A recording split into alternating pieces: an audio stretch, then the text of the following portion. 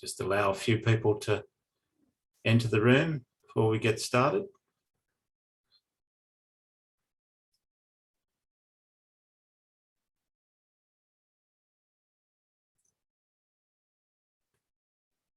Had about close to 150 registrations today, so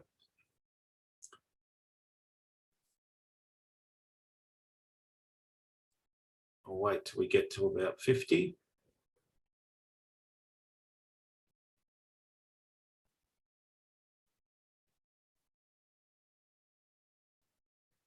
Okay, all right, I think I'll get started. So, good afternoon, everyone. Welcome to our Biochar and Regenerative Agriculture webinar. I'm Don Coyne, the current CEO of ANZ Biochar Industry Group, also known as ANZBIG.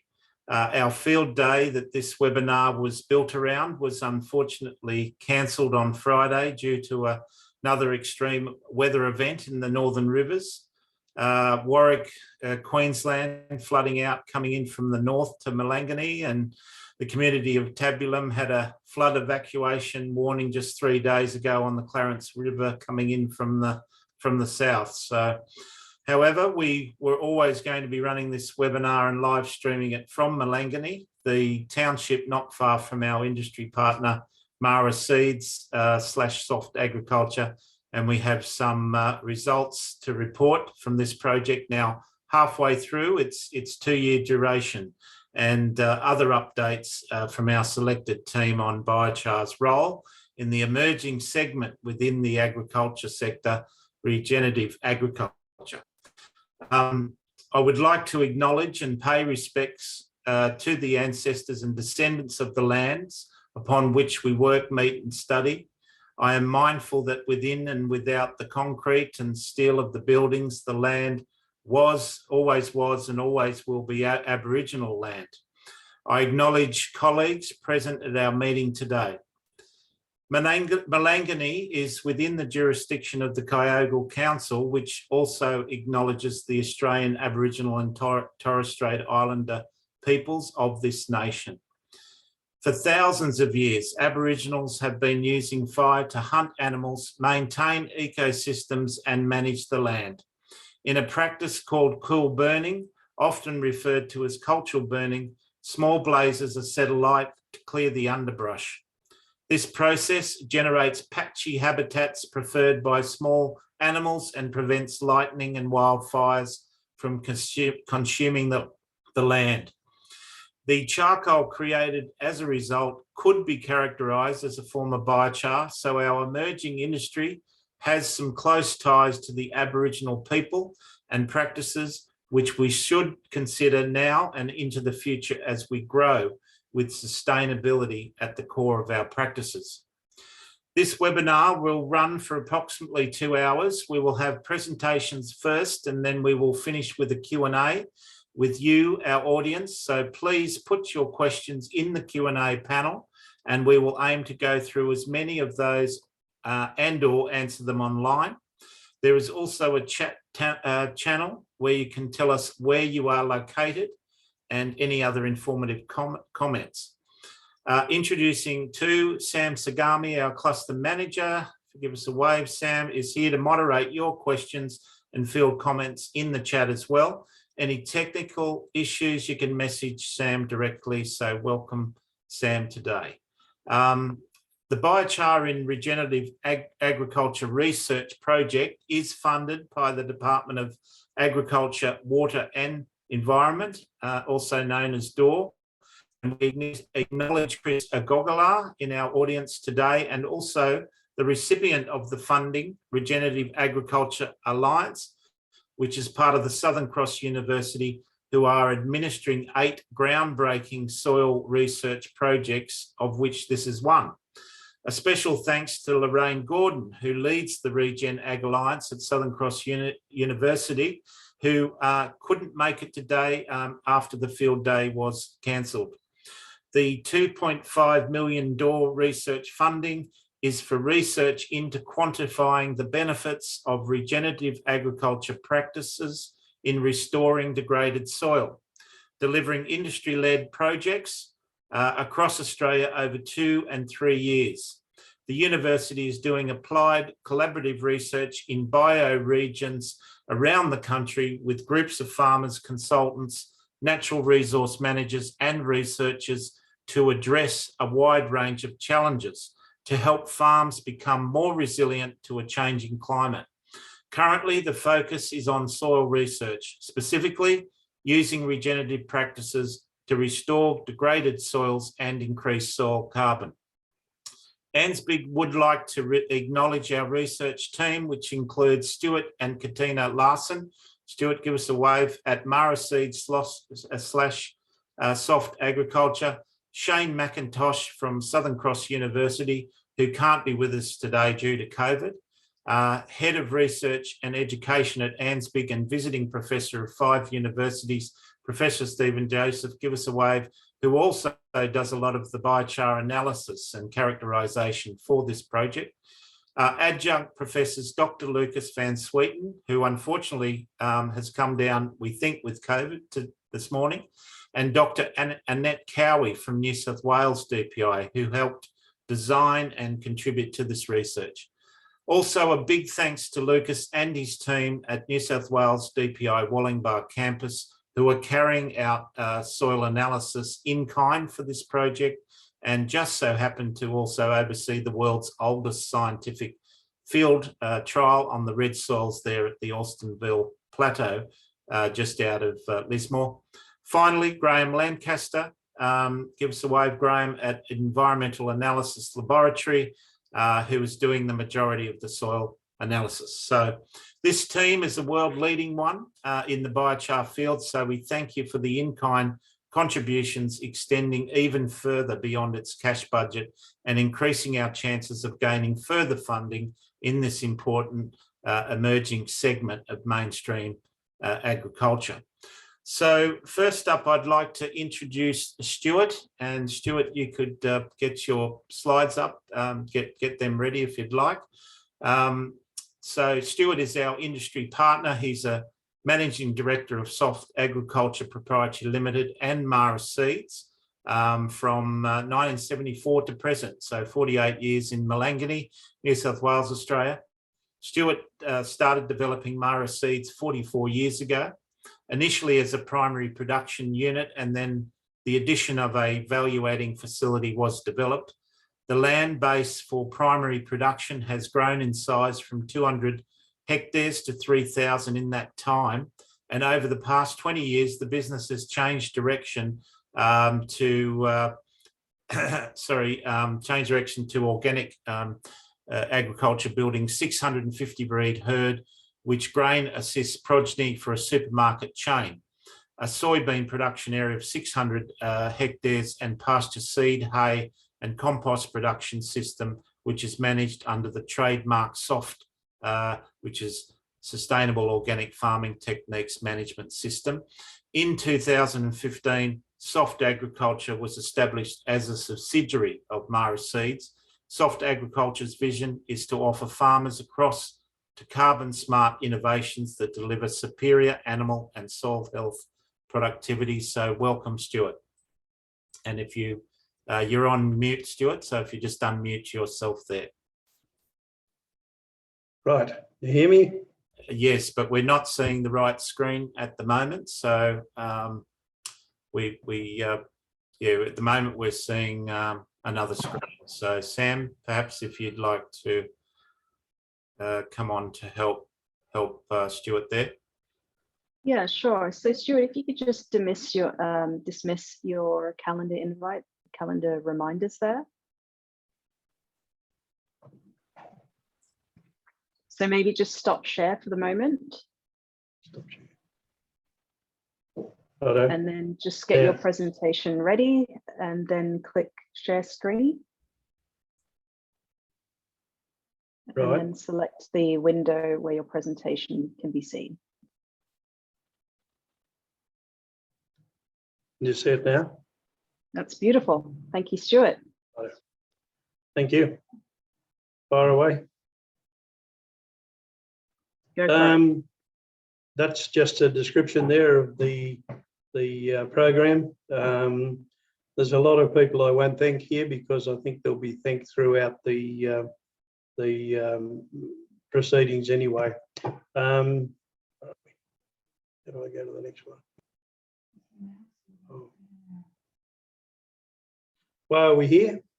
An opportunity arose for us as a business to collaborate with the ANZBIG people, the Southern Cross Uni, Regenerative Agriculture, back there by National Land Care.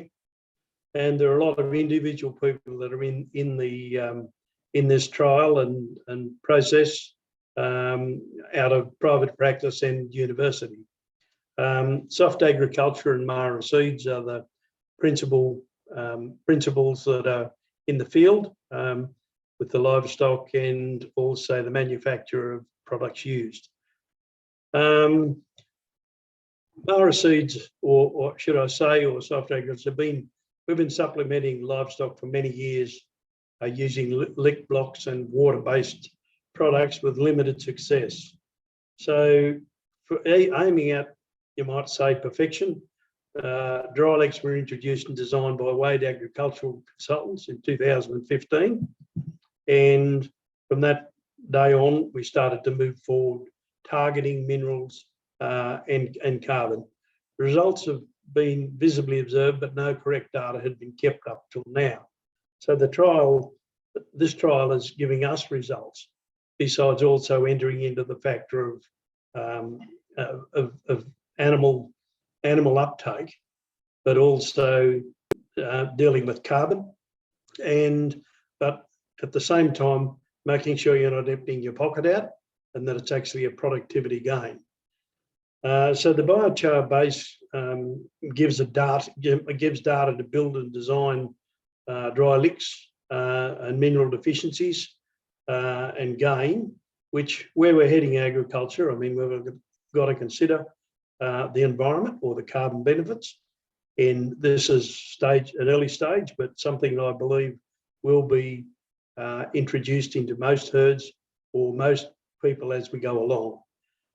We introduced biochar 12 years ago to achieve, you might say, another benefit for our enterprises, and then it grew on from there in actually developing those into fertilisers, livestock, stock feeds, and on it goes. So you'll see over the next few slides the origin and the production of most of the inputs we use in servicing these dry licks, including the production of biochar. Still a long way to go, but we're up there, and it's a bit of a picture show this, but probably words speak. Words mean more than, or the pictures mean more than words as we go along. So we're in the Upper Clarence, a little place called Mallanganee. That's the actual one photograph in the background of one of our food factories. We have 2 factories, and I'll explain that as we go through. But that area of land you're looking at there, if you look at down the middle, that's where the 2 herds are running that are we're using in this trial. They're basically a rhodes grass type pasture, and very common in our area. So these are the livestock that typical of the Hereford breed, and they're running in this area. While talking of livestock, we run 3 different breeds. We run an F1 Brahman cross, and that's joined back to Angus, and then we have what we call a quarter bred, which is the females kept from the Angus. They're joined back to homegrown Hereford bulls, and so that's the basis or the background. But the Hereford herd's been there for a long time, and yeah, it's sort of easy to control and easy to handle. This is an example of what we're doing in the 2 trial areas. One, that's a dry lick feeder, we call it, and they were old starch bins, which we cut the bottom out of, and basically the licks and the biochar can handle a reasonable amount of water, but not flooded. So the dry stock lick is fed in one area. that's a combination of a lot of things in there to target deficiencies in whatever the livestock are. And they are designed basically mainly off areas that are deficient in a major mineral. For instance, in a really ticky area, we put a lot more sulphur in, and we have some natural wormers in there as well. And in the other one, the granulated biochar, that's only for ease of, the granulation is for ease of flow, because when we micronise that or grind it down, it's very fine, under 200 so that does help the flow in those types of bin equal to, say, things like the dry lick. This is obviously the trial that Stephen Joseph will speak of in a minute, and that's a typical background of where the control group runs. And these are, and I'll let Stephen explain the trials and how they're doing that, but that's just on typical country where we are. We have 3 companies. 2, as Don had mentioned, that's Mara Seeds, which it produces a lot of the products that actually go back into the, you might say, the stock feed side. We do the soybean side, not so much this year, it's been a terrible year, but it goes mainly back into food production, into soy milks, and we grow maize, wheat, and that's, the soybeans double cropped, and our maize is singly grown. It's the rotation we use, but we try to go back to pasture every 5 years. And in doing this, the benefits, I suppose, in those primary production areas are served by our soft agriculture, and that's through our fertilisers. We have a high value P product, a 16% P, and it's a rock phosphate. And we have compost, which you'll see as we travel through.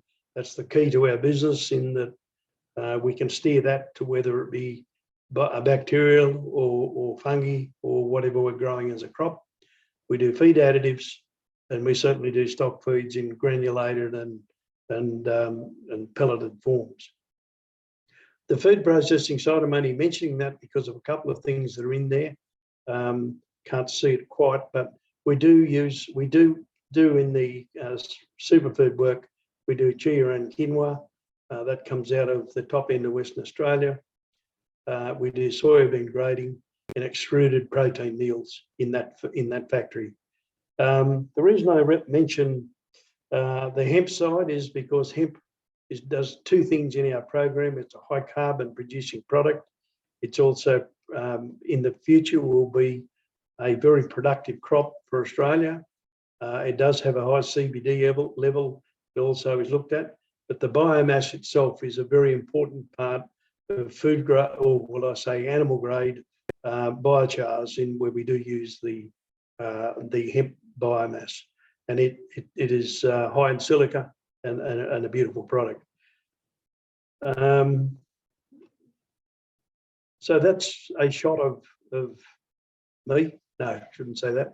But soybean, we do row crop. We also can get away with our winter crops, where in our cereal crops, they're grown with normal combine following our soy harvest. And typical in the background, you can see in the bottom slide, that's timber, with a lot of old plantations around where we are, and that's the future use for a lot of our biochar soy. The rest are just shots of soy. That's typical of our maize we grow on the river. We have a place down on the Clarence River. It's got 7 kilometres of rivers on the flats there, and that's only a few days old, not far off harvest if we ever get rid of the rain. So it's grown as a single crop in a year, then grazed, and the following year it will go back into a double crop. That's typical of wheat being harvested on the hills and around where we are. One time, erosion was a problem in a lot of country here, but once you get using compost, you get sticky soils and you tend not to have to worry about the amount of erosion that we used to get and require a lot of contour banks in our conventional world. So that's typical. I'm doing a bit of a quickie here, but it's only, you can see, and that's a pasture seed side of where we're harvesting the Ureic. Now that's planted for a couple of reasons. One is that the wildlife don't like it much, but in our beef side, it's like a hayfield. And what do? We strip that, and then we basically, that seed's cleaned and sold mainly back into South America. And our overburden there, by the time we get to the spring, if there's anything left there, we do cut that, and that goes back into our composting side as a carbon source. So, but grazed, it's basically protected from the frosts, most of it. So it's quite a palatable grass, always fed with supplements or dry licks, because it's not totally not totally a ration.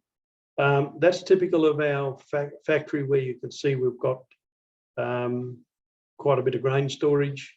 That's where our biochar facility is, where our composting process is, and where our manufacturing of stock feeds, etc. are done.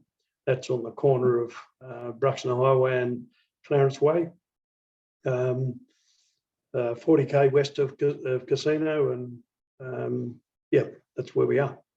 I'm showing you now biochar, which is part of what we're talking about, and obviously this is going back quite a few years now, into 2013, where we started to produce biochar. That was done with the rotary hearth, and it worked reasonably well, but it never ever met emissions. And we were targeted at times on not having that data. And we had a, I think the next slide will show it anyway.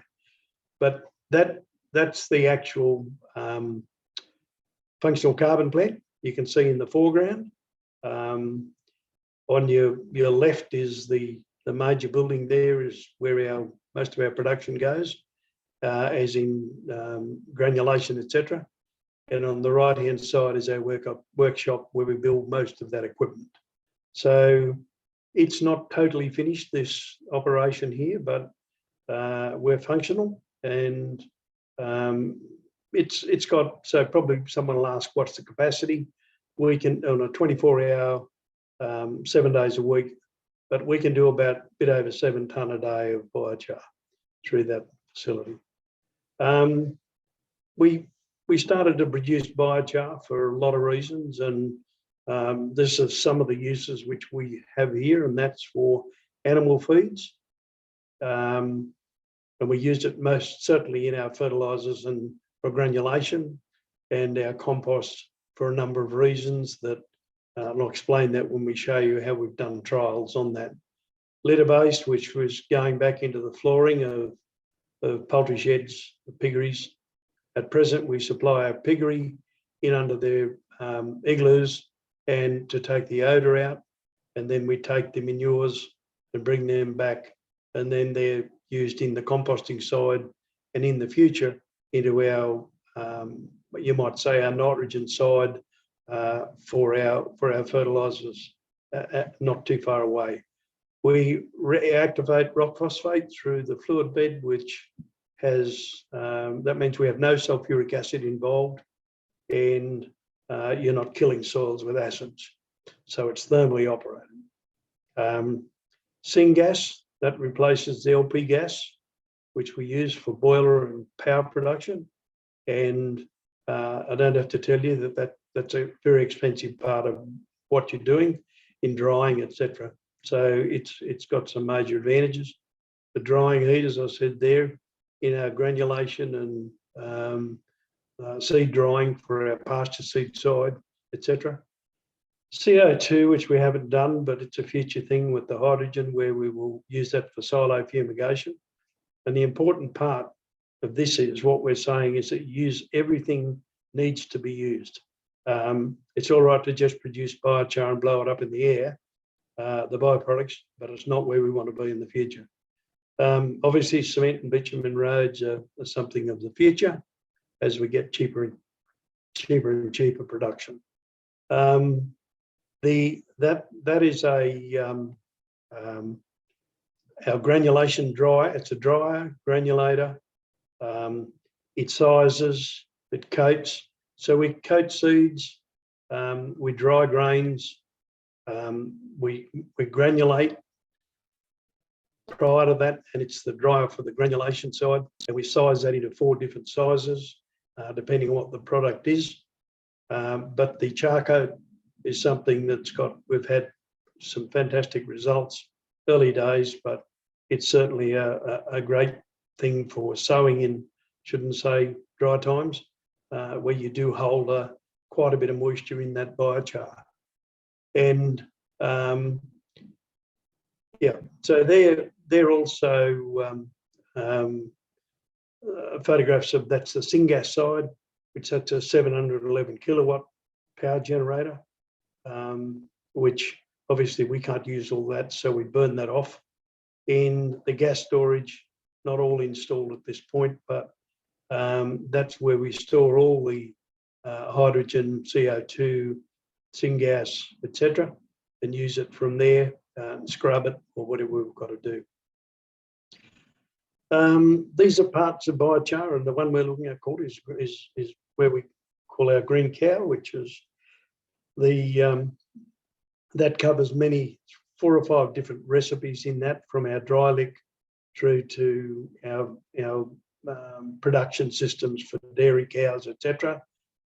Green chicken, same story. And I haven't shown you all the research work and the work we've done on that, but the benefits in that area are huge, particularly in productivity, but also in all of these things. There is no odour, if you know what I mean. You restrict your odour, and that's how we tended to get into one of the piggeries, because they were having trouble with odour, and we now we've done enough work to know that that's actually a really beneficial thing to do. So that's the animal health side. That's where at the moment we just send our dry licks throughout Australia. So they're little dot points of where they are, even up into the top end of Western Australia. But they're designed for soils, off soil patterns, and we try and get that as close as we can. And if they're over consuming, that's because they're missing something or too much of something. So this is plant health for obviously into our composts. We put biochar when we don't always have the surplus there, but it depends on our productivity side. And but it's a no-brainer, and it's something that you can save yourself up to 2 to 3 weeks in making windrow compost by having biochar in there, holding that 50% moisture in the early part of what you're doing. So that's another site that we have had for our biochar. You can see the background is basically the overburden that we use that to set up our bales or round bales in our compost rows. You can see there they're made, they're set up, and then they're turned and broken down. Then we add our manures and carbon-based products and inoculate it at the same time if needed.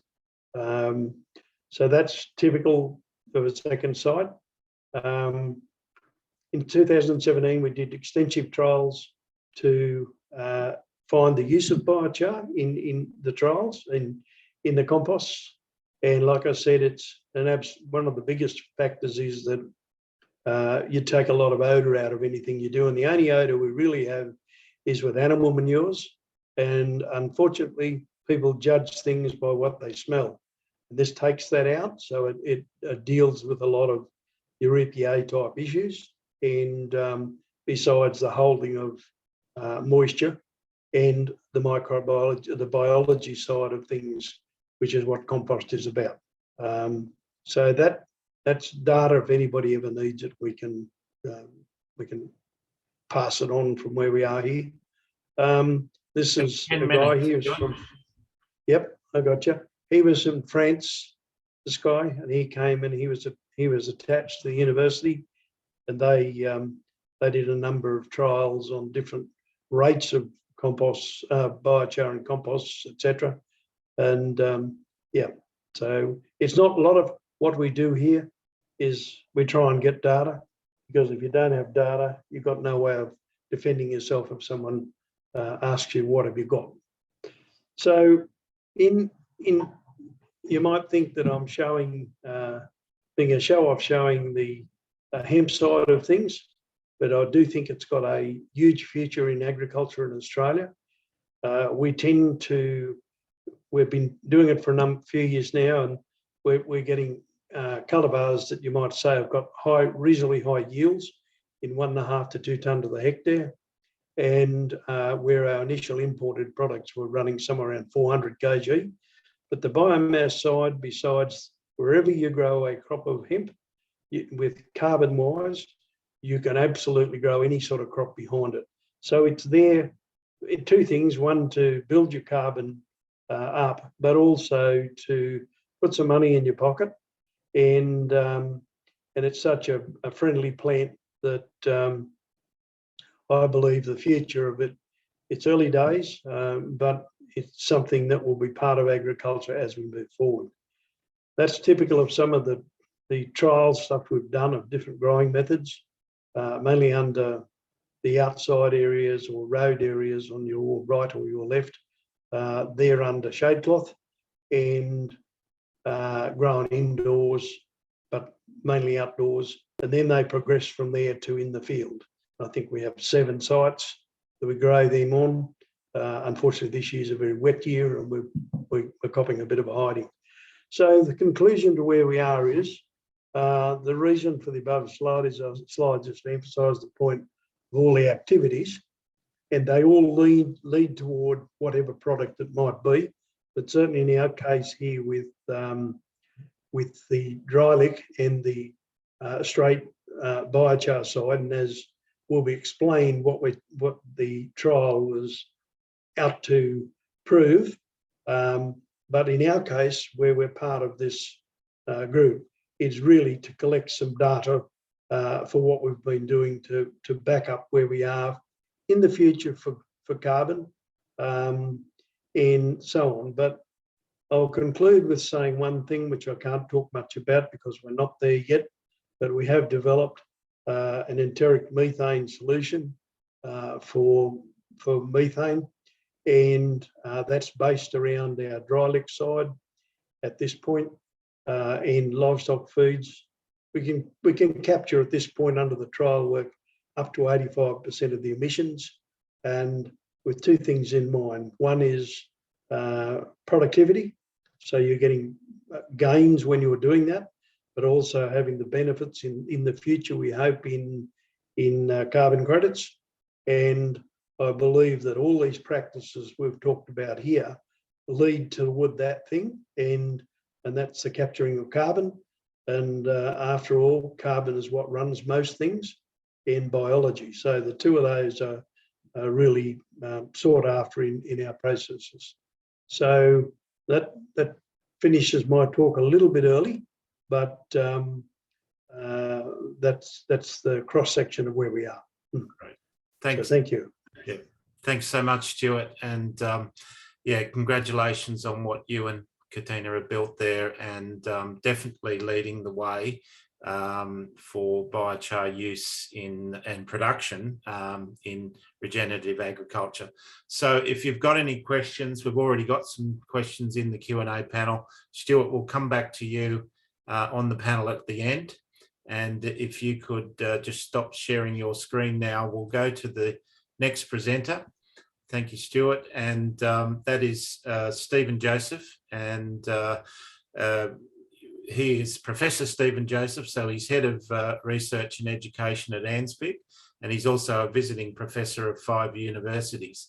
He's the co-founder of the International Biochar Initiative with Johannes Lehmann, and co-author of Biochar for Environmental Management, which is often referred to as the Bible of Biochar.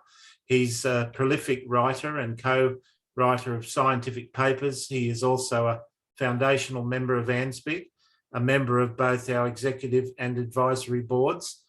He's been right there from the beginning, so building his first biochar kiln in Vanuatu in 1975. So welcome again, Stephen. Okay, thanks, Don. I'll hand over to you. Share screen.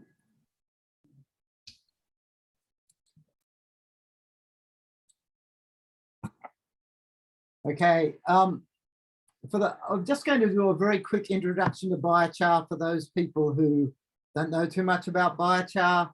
This is from a paper that myself and Annette and Lucas and 6 other distinguished scientists wrote that's freely available. How biochar works and when it doesn't. It's basically a review of mechanisms, but we'll start off with the simple things first. Okay, I think the big thing that has come out of all of the research and work and what people have been doing at a practical level is that biochar fits nicely into the concept of a circular economy. Certainly in China now, we know that there's probably at least 15, maybe 20 large-scale manufacturers of biochar. In the USA, they're probably hitting about 70,000 tons of biochar a year. And there's lots of innovations in terms of products. I just noted a few here. Okay, so biochar is produced by heating any biomass in an air-starved environment. It can be made in simple stoves and kilns or in large continuous kilns where the internal temperatures can range from 350 to 700 degrees C. We don't normally refer to activated carbon as biochar. Basically, the old definition is that charcoal that was put into the ground was considered as biochar, but the charcoal that's used as a fuel is not considered as biochar. Biochar can be supplied as a solid with sizes ranging from 6 mil to very, very small powder, or it can be supplied as a liquid.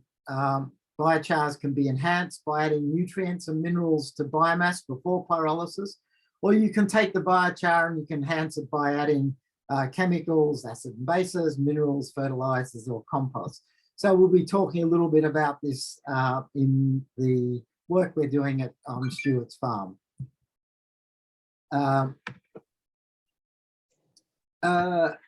We did a very large review of all of the research work, and what we found was that biochar can increase average crop yield by 10 to 42%.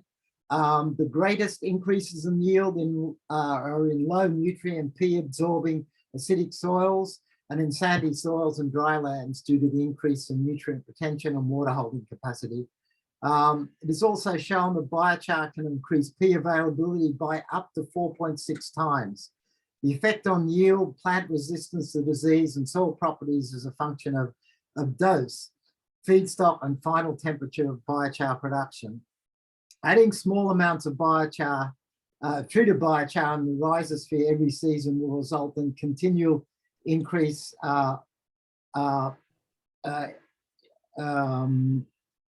Whoops, sorry, I'll move one screen. Okay. In soil carbon, plant growth, and other beneficial soil properties, and increase farmer profitability. You don't need to add large amounts of biochar to get a response. You need to add the right sort of biochar. You need to design biochars to meet soil constraints and provide enough nutrients for plants to grow effectively.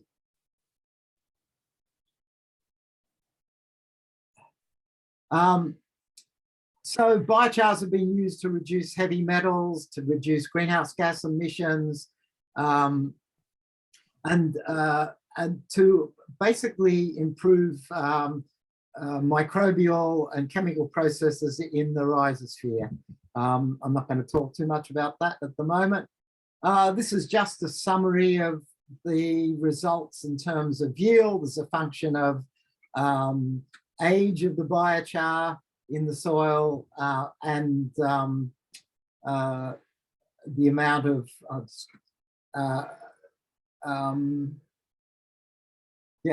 if fertilized and non-fertilized situations.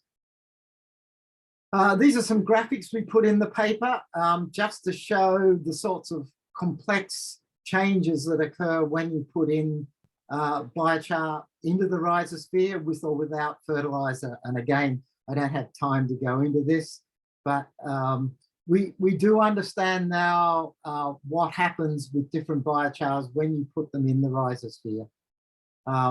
The other thing that's important is that biochar not only has stable carbon, it has organic molecules, and these organic molecules can help plants resist disease. It can help them grow. And there's a lot of very exciting information that's been published in the last 5 years on this. As mentioned before, biochar can improve phosphorus uptake as well as nitrogen uptake. I guess the big area which is just being explored in detail is the use of biochar with chemical fertilizers. And I'll talk more about this in the trials that we're doing at Mallanganee. Okay, I'm stop there.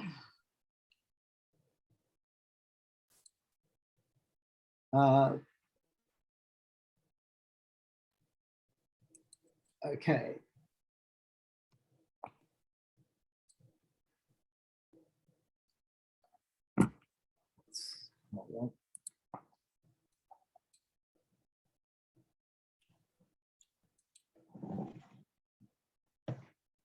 Okay, I'm aware that we don't have a lot of time. So I'm going to spend a bit more time discussing the journey that I've undertaken related to regenerative agriculture. This is just a picture of the trial site. And if we have time, we'll look at some pictures, more pictures of an overview of these trial sites. Okay, so in the early days of IBI, we started doing similar trials to what we were doing in Mallanganee, but in this case, we started working in Costa Rica. And one of the places where we did some initial survey work was in an organic farm, and this farm had been actually set up with the help of a Japanese scientist who was involved with traditional biochar practices and what they call natural farming techniques. And it was really interesting because it had been very degraded soil, but you can see in the picture on the right that it's a highly productive soil now. And I went up to the Costa Rican manager of the farm and we started talking, and he explained what the Japanese scientists had done. And basically on the top of the hill at the north, they put in a big well with charcoal, and then they had these trenches where they put biochar in it. And I said, well, why did you do that? And he said, well, basically it gave energy to the ground. And so we started chatting, and I said, oh, do you mean it's like a battery? And his eyes lit up, and even though he was busy, he decided that we should go and have lunch, and we ended up talking for about 3 hours. I had a little bit of Spanish, but luckily I had a compatriot who was both fluent in English and Spanish, and we started talking about the role of biochar in changing the electrical properties of soil. And not only did they do these trenches and this great big store of biochar, they also did char wells. So one of the first things that I did after coming back from Costa Rica, I actually built a battery. And lo and behold, when you put biochar on one side and you have a semi-permeable membrane, and you put soil on the other, and you put a voltmeter on it, and you put a bit of water that's got some cations and anions in it, you actually generate electricity. You can make a light shine and do a whole bunch of really cool things. And so I got very interested in looking at the electrical, electrochemical and chemical properties of biochar. And so what we know now is that most biochars are semiconductors. They're just like the chips in your phone. They can store and donate electrons very quickly. They actually have what's known as unpaired electrons. So throughout the carbon lattice, there are all these electrons whizzing around, and those electrons can be involved in reducing greenhouse gas emissions and breaking down large molecules to smaller molecules to give carbon compounds to the microbes and to help plants take up nutrients. Certain bacteria can feed on these electrons. So quite a lot of amazing things because biochar is a semiconductor.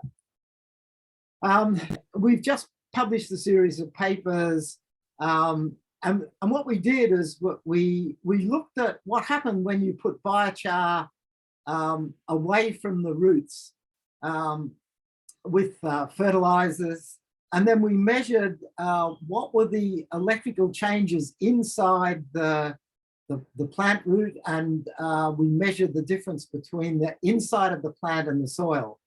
And what we found was that there was a much greater potential difference between the inside of the root and the soil, and between the inside stele of the root and the outer wall membrane. And what this means is that basically with this increased potential difference, the plant actually has to expend less energy to take up nutrients. So that's the science behind what I'll show you now from work that we initially started in Western Australia and what we've been doing up at Mallanganee. So we've published this work. It's in the shared folder. It's Don's put it up on the ANZBIG website. So this was a farm in Western Australia set up by Carrie Fisher-Watts and her husband Barry. Basically, the land was totally degraded. It had a very high salinity. It was highly compacted. It was incredibly difficult to actually plough to start off with. And they started using a range of techniques, but the main ones were putting in char wells and reactive barriers. So myself and colleagues from the University of Western Australia worked with them to actually look at what the changes were over a period of time. Just going through very quickly, we built a series of 30 centimetre deep wells, and we filled them with a biochar, loosened fines, and a range of organic amendments. And these were placed around trees that were mulched with biochar and compost and wood vinegar. And basically what we found was that they promoted new growth and they ponded water. And more importantly, they actually sucked up the salt. So the trees were not salt affected. We then did an interesting experiment looking at putting in a barrier basically on one of the boundaries where they used to get inundated with salty water from nearby farms. And you can see we dug this well, and then we filled it with different layers of organic matter and biochar. I won't go into it too much. And then basically after a year, we analyzed the properties in this reactive barrier. And what we saw, there was an increase in carbon, increase in nitrogen, increase in pH, and a very big increase in microbial biomass, carbon, nitrogen, and in phosphorus. And we did some very neat analysis of the the minerals and the biochar that came out of the reactive wells. And what we found was that there was a very high concentration of fungi, and those fungi were going from the wells into the soil and actually changing the properties of the soils next to the reactive barriers. This was a little experiment that was done by a company that was called EnviroChar. They've changed their name now. I can't remember what it is, the new one.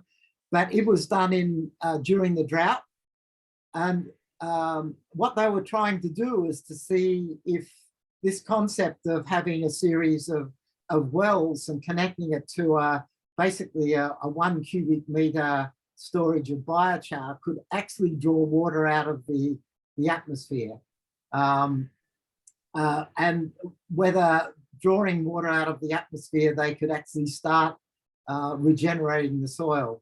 Unfortunately, they never did long-term testing on this, but certainly the first lot of work they did indicated that this sort of strategy worked. And this was similar to what the farmer in Costa Rica told me. So what I've done is I've put up what I consider as a model system for regenerative agriculture with biochar. And I'm not saying that this is going to work everywhere, but I've tried to put the concept that Stuart and I have talked together. And this concept is a little bit different in the fact that we're trying to do two things. We're trying to drought-proof and also fire-proof the specific areas of the farm. I should say that after I left BHP, I ended up working with the Aborigines in northern New South Wales for 2.5 years, and they taught me how to do cool burns. And that really was the first time I got introduced to biochar. There's quite a lot of stories around that, but I don't have time. But I've incorporated some of the lessons that I learned working with the Aborigines, along with what I've learned with Costa Rica and the work Doug Powell did, and the work that we did with Carrie Fisher-Watts. So what you can see, we're trying to integrate biochar into pasture systems, into orchards, into growing crops. And again, I'm going to run out of time. I could probably talk to this for quite a while. One of the things that I just want to briefly mention is that what we found is that you can use biochar and wood vinegar very effective as a foliar spray, as well as a biopesticide and a growth enhancer. So one of the things that I encourage farmers to do is to look at using very small amounts of liquid biochar, either as a drench or as a foliar spray, or both.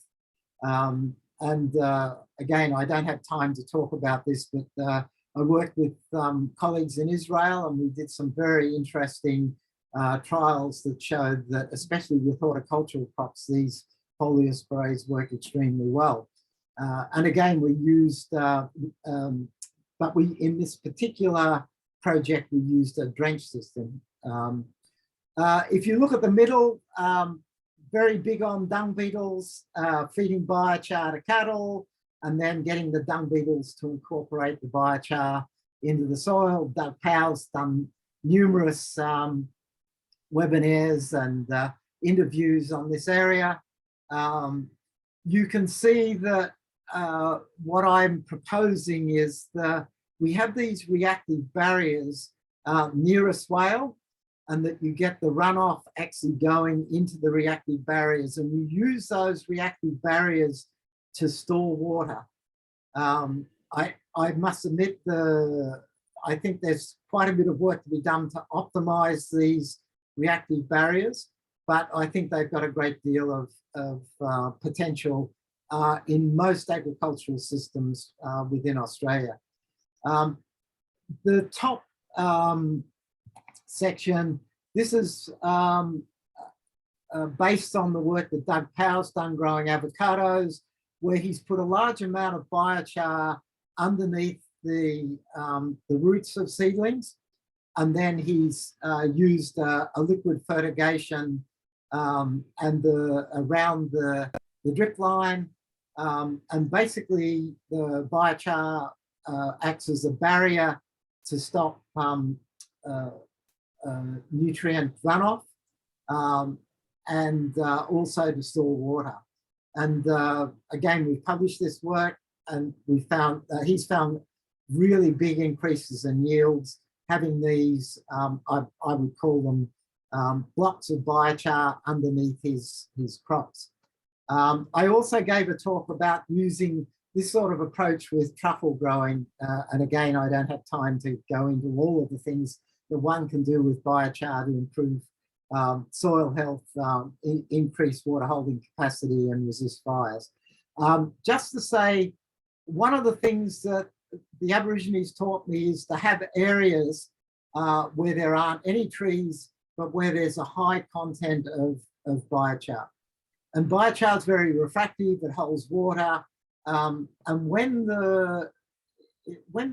if you get a situation where you have a fire and it actually goes through this area, the biochar won't burn. It's really hard to burn biochar once it's on the ground. And if there's enough biochar and there's enough water underneath, what happens is the fire actually makes the water evaporate from the biochar, and that actually can reduce the intensity of the flame, and in some cases can actually stop the flame propagating. Okay, so let's get on to the trial methodology. This was a combined effort of everyone. We did have a limited budget. There's a lot of things we would have liked to have done, but within the budget we had, this is what we were able to do. So we basically had 7 treatments. We had an unamended control. We had a straight fertilized control, which used chemical fertilizers. We used a liquid biochar fertilizer, an organic one, where we added Charlie Carp. A number of people have been making this product and it seems to work well. I use it in my own garden. We also did a liquid biochar fertilizer with NPK, and we were matching all of the N and P and K to treatment 5. The treatment 5 was a straight organic amendment. So this was manure from cattle that had been fed biochar, and that was applied at 10 tonnes a hectare. And then the 6th treatment was really to look at if we want to build stable soil carbon quickly, we need to add a lot of biochar. So we had a very high application rate of biochar, and we added a little NPK so that we had the same NPK content as treatment 5. And then the last one was, if you like, another control where we just added a liquid biochar without any fertilizer at 200 kilograms a hectare.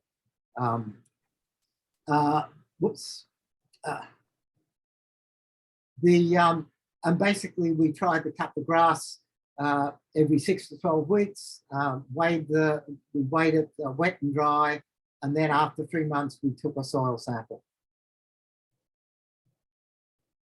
Okay, how do we make the biochar? Oops, why did it do that? And what sort of biochar? So we spent a lot of time looking at the soil constraints and what we thought the pasture required in terms of nutrients. So we came up with a mixed feedstock biochar, wheat straw and hardwood sawdust. We added a little bentonite, some diatomites and basalt dust, and then we sprayed on some iron sulfate. I don't have time to go into the reasons why we did this, but this sort of mixture we've used before and we've got very good plant response.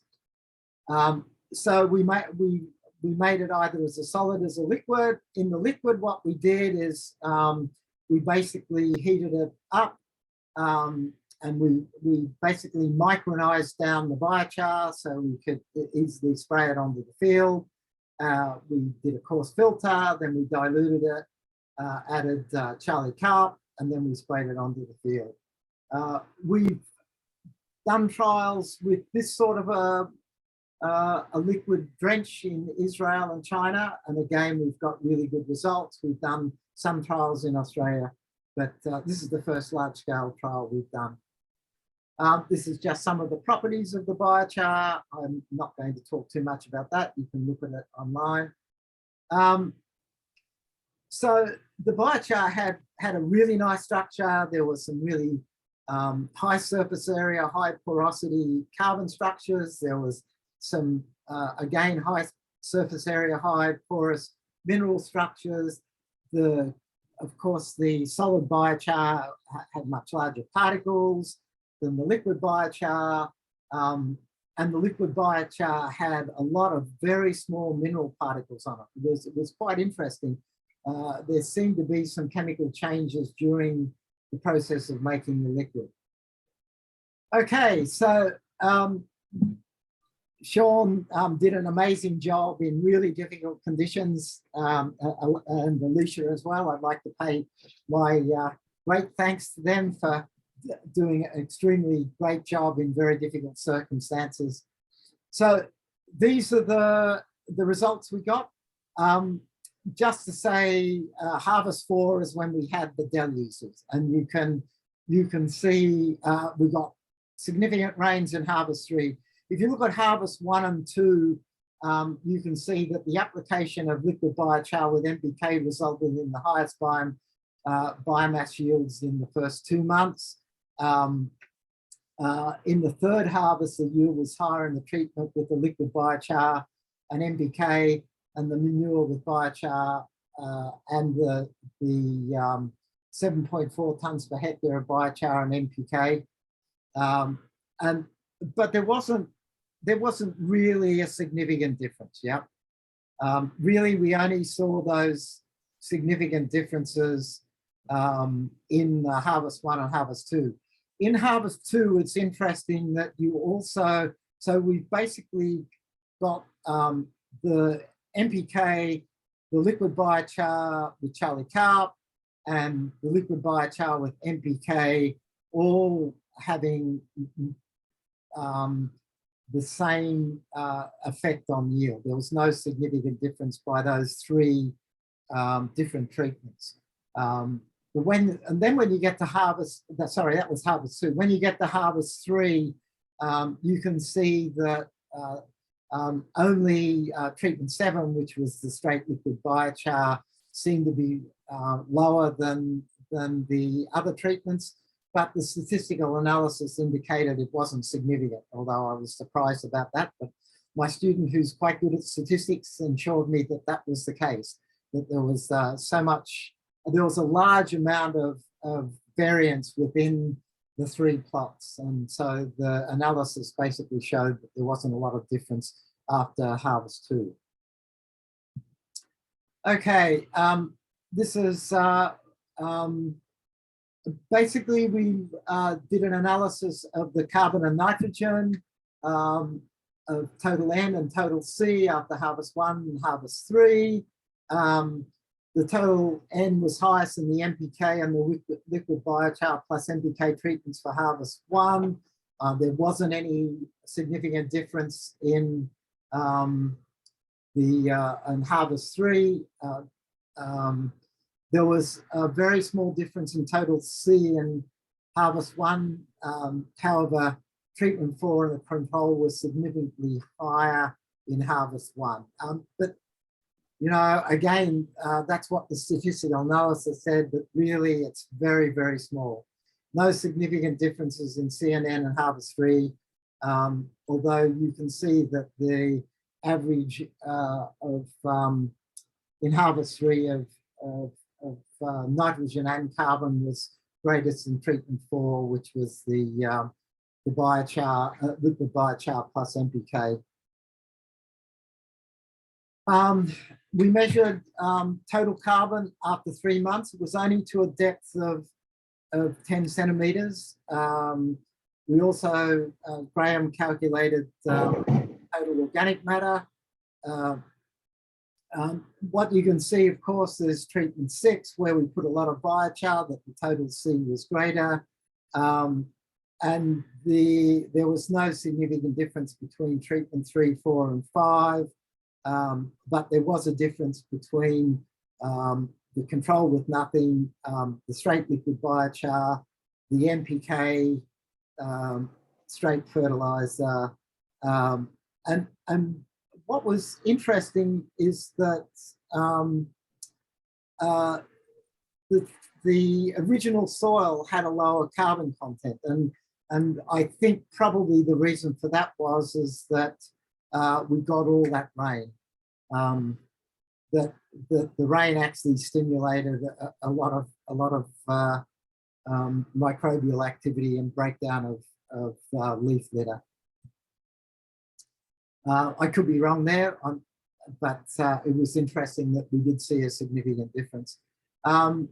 So we did an FDA analysis from Harvest 3 reveals that the highest microbial activity occurred in 3 of the biochar treatments, and that was T3 with the Charlie Carp, the 6 with the large amount of biochar, and surprising treatment 7 with the liquid biochar without any nutrients. So I'm not sure why that happened.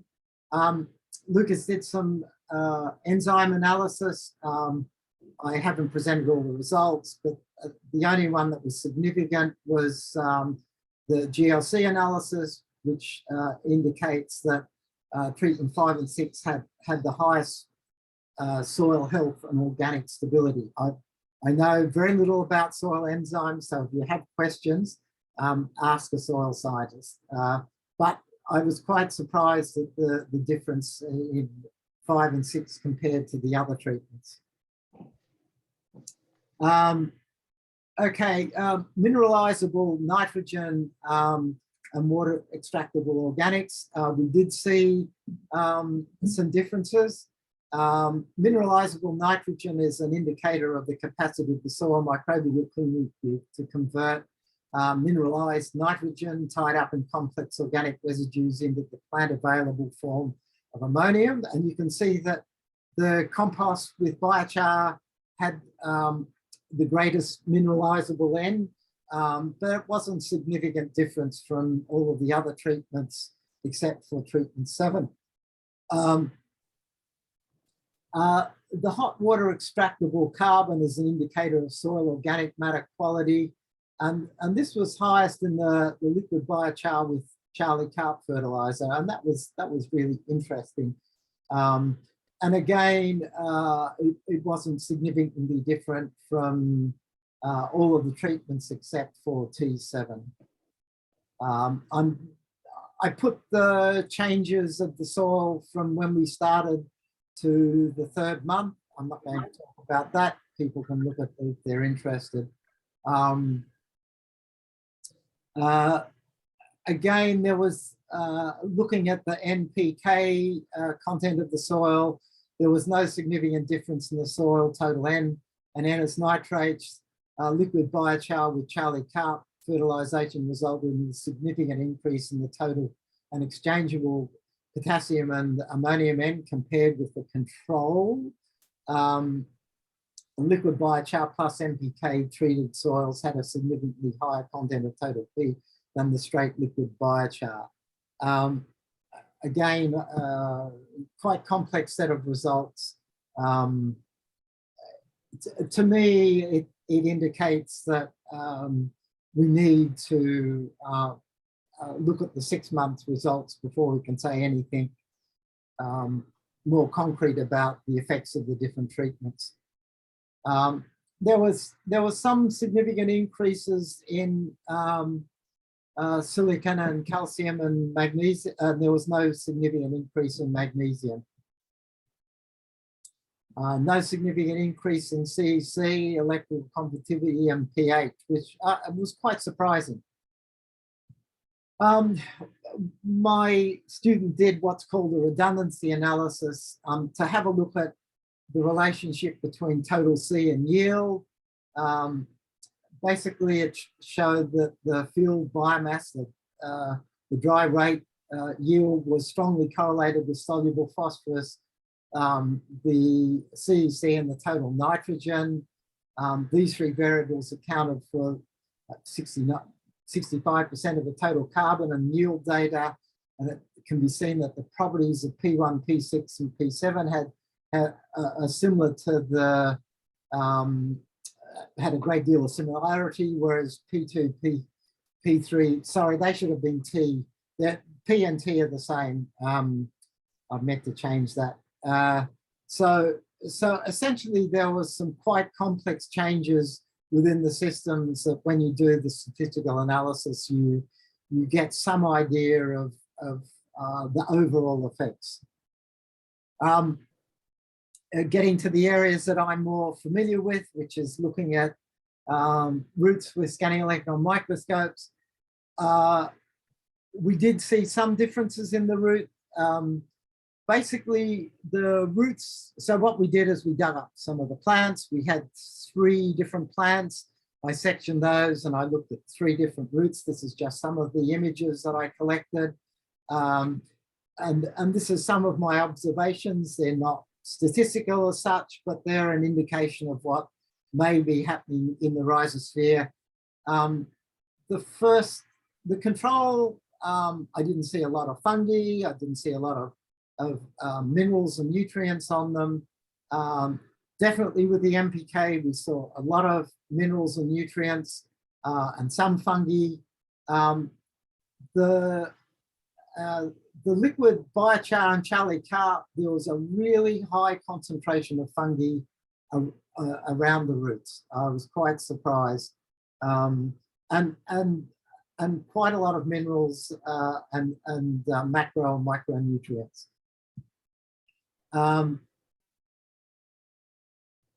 T4, which was the liquid with NPK, again, quite a lot of fungi, a lot of nutrients and minerals.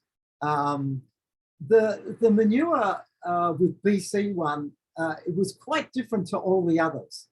And what was interesting is that I saw a lot more pieces of biochar on the roots of this treatment and a lot more minerals. And this really confirms a lot of what we've seen with Doug Powell's work and some of the other work. If you feed cattle a high nutrient biochar diet like Stuart's doing with these dry licks, the manure that you produce has quite different characteristics than the manure where you're just feeding them straight nutrients and biomass. And it certainly seemed like that from the analysis of the roots.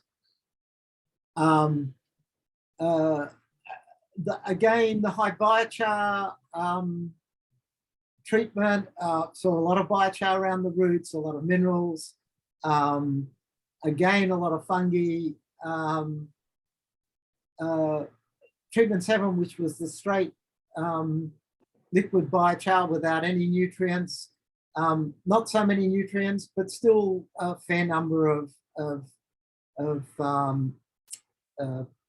fungi, but less than in some of the other treatments. Okay, preliminary conclusions.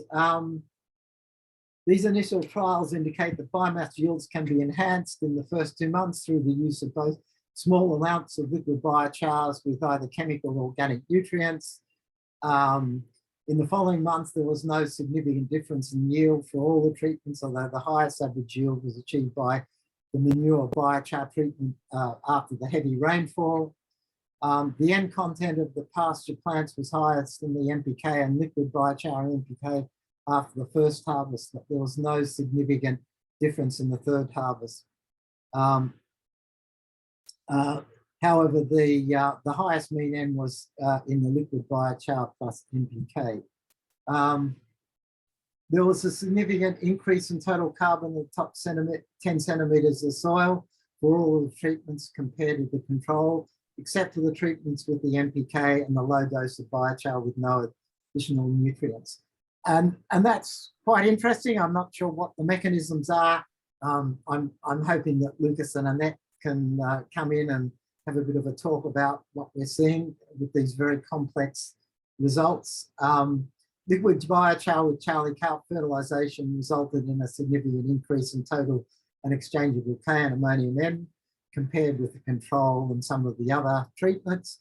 At harvest 3 reveals that the highest microbial activity occurred in the liquid biochar, Charlie Carp, high biochar plus NPK, and the straight liquid biochar. Analysis of the enzyme GLC activity indicates that high biochar and NPK and manure biochar have the highest soil health and organic stability. So quite complex set of results. Liquid biochar plus NPK treated soils had a significantly higher content of total P compared with the control and liquid biochar without Charlie Carp. Again, statistical analysis showed complex relationships between yield C and some of the soil factors, and electron microscopy analysis indicated that we were getting high fungal root colonization and coating of minerals and nutrients on the roots from all of the biochar treatments. So we need to do some in-depth soil analyses. We need to keep on doing further yield and soil measurements. And I guess one of the things you've got to try and work out is what has been the effect of this really high rainfall. The problem where you have really heavy rainfall is that we might have nutrient leaching and runoff between different treatment plots. And so the leaching could be either down through the soil profile or out of the actual plot area. And so, yeah, we're going to have to do some quite sophisticated analysis at the end of the program. Okay. Just over 40 minutes now, Stephen, just to let you know. Okay, so I'm going to stop sharing. The cattle one's I'll try and do in 5 minutes. How much for Q&A, Dom?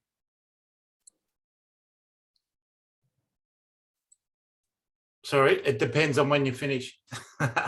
We've still got the net to go after you, so we're on track to have about 15-20 minutes of Q&A. So okay, we'll see how we go for time. Yeah, I'm going to be very brief with this. Okay, Stuart's talked to you about what the sort of treatments he gives his cows.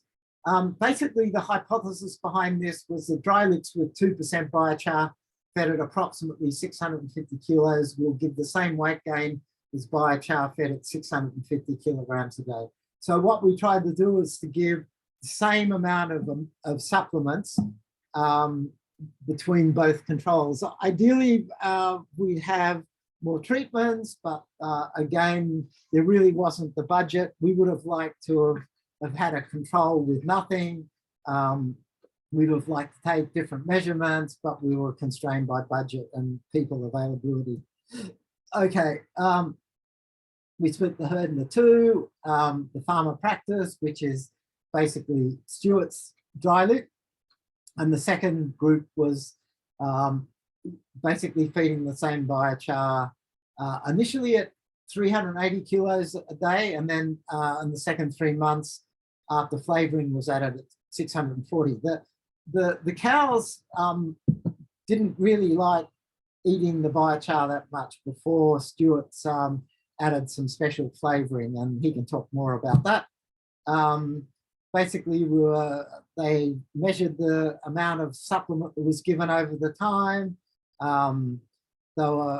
Cattle were grazed across rotational paddocks as planned.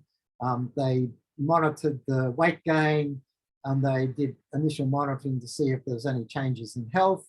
I'll let Stuart and Katina talk to you about that.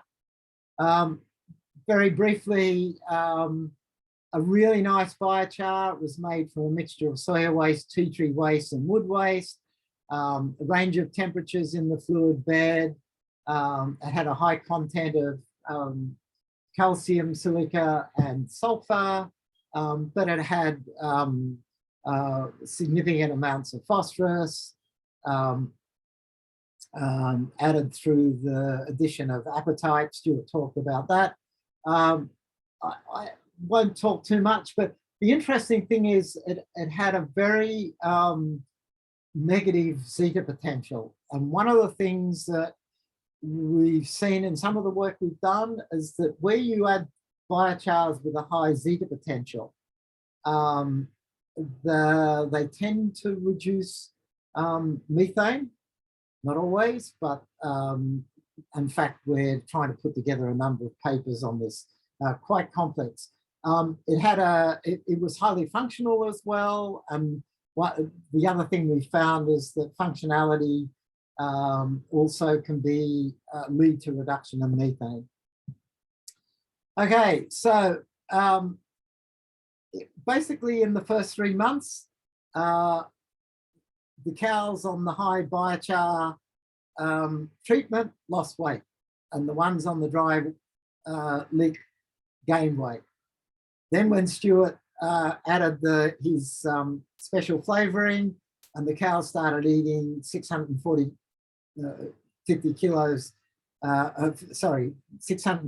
grams a day, then the cows increased their weight gain, and were able to basically come back up to just a little above what they were when we started the trial, I guess. But overall, feeding the cows with the dry liquid 2% biochar, the weight gain was a lot greater than just feeding them straight biochar. However, until we do another 6 months, we really can't make any concrete conclusions. So that's me. Hopefully we've got some, I wasn't over time. Thank you, Stephen.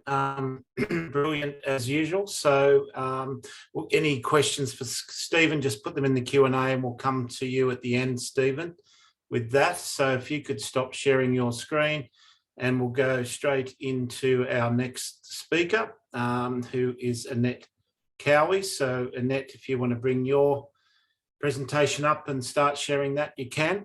So Annette Cowie is the Principal Research Scientist, Climate Research and Development. Her research interests include carbon dynamics in agriculture and forestry, greenhouse gas accounting for inventory and emissions trading, life cycle assessment, especially to assess climate change mitigation value of reforestation, bioenergy and biochar systems. She has a background in soil science and plant nutrition, with particular interest in sustainable resource management. Annette contributes to development of climate change policy and greenhouse gas mitigation in the agricultural sector, including greenhouse gas accounting for emissions trading at state, national and international levels. Annette was a lead author in the Intergovernmental Panel on Climate Change, IPCC, Special Report on Climate Change and Land, and the IPCC's 6th Assessment Report. Annette was a member of the Interim Domestic Offsets Integrity Committee assessing methodologies during the establishment of the Carbon Farming Initiative. So welcome, Annette. Thanks very much, Don. Can I just check, are you seeing my slides?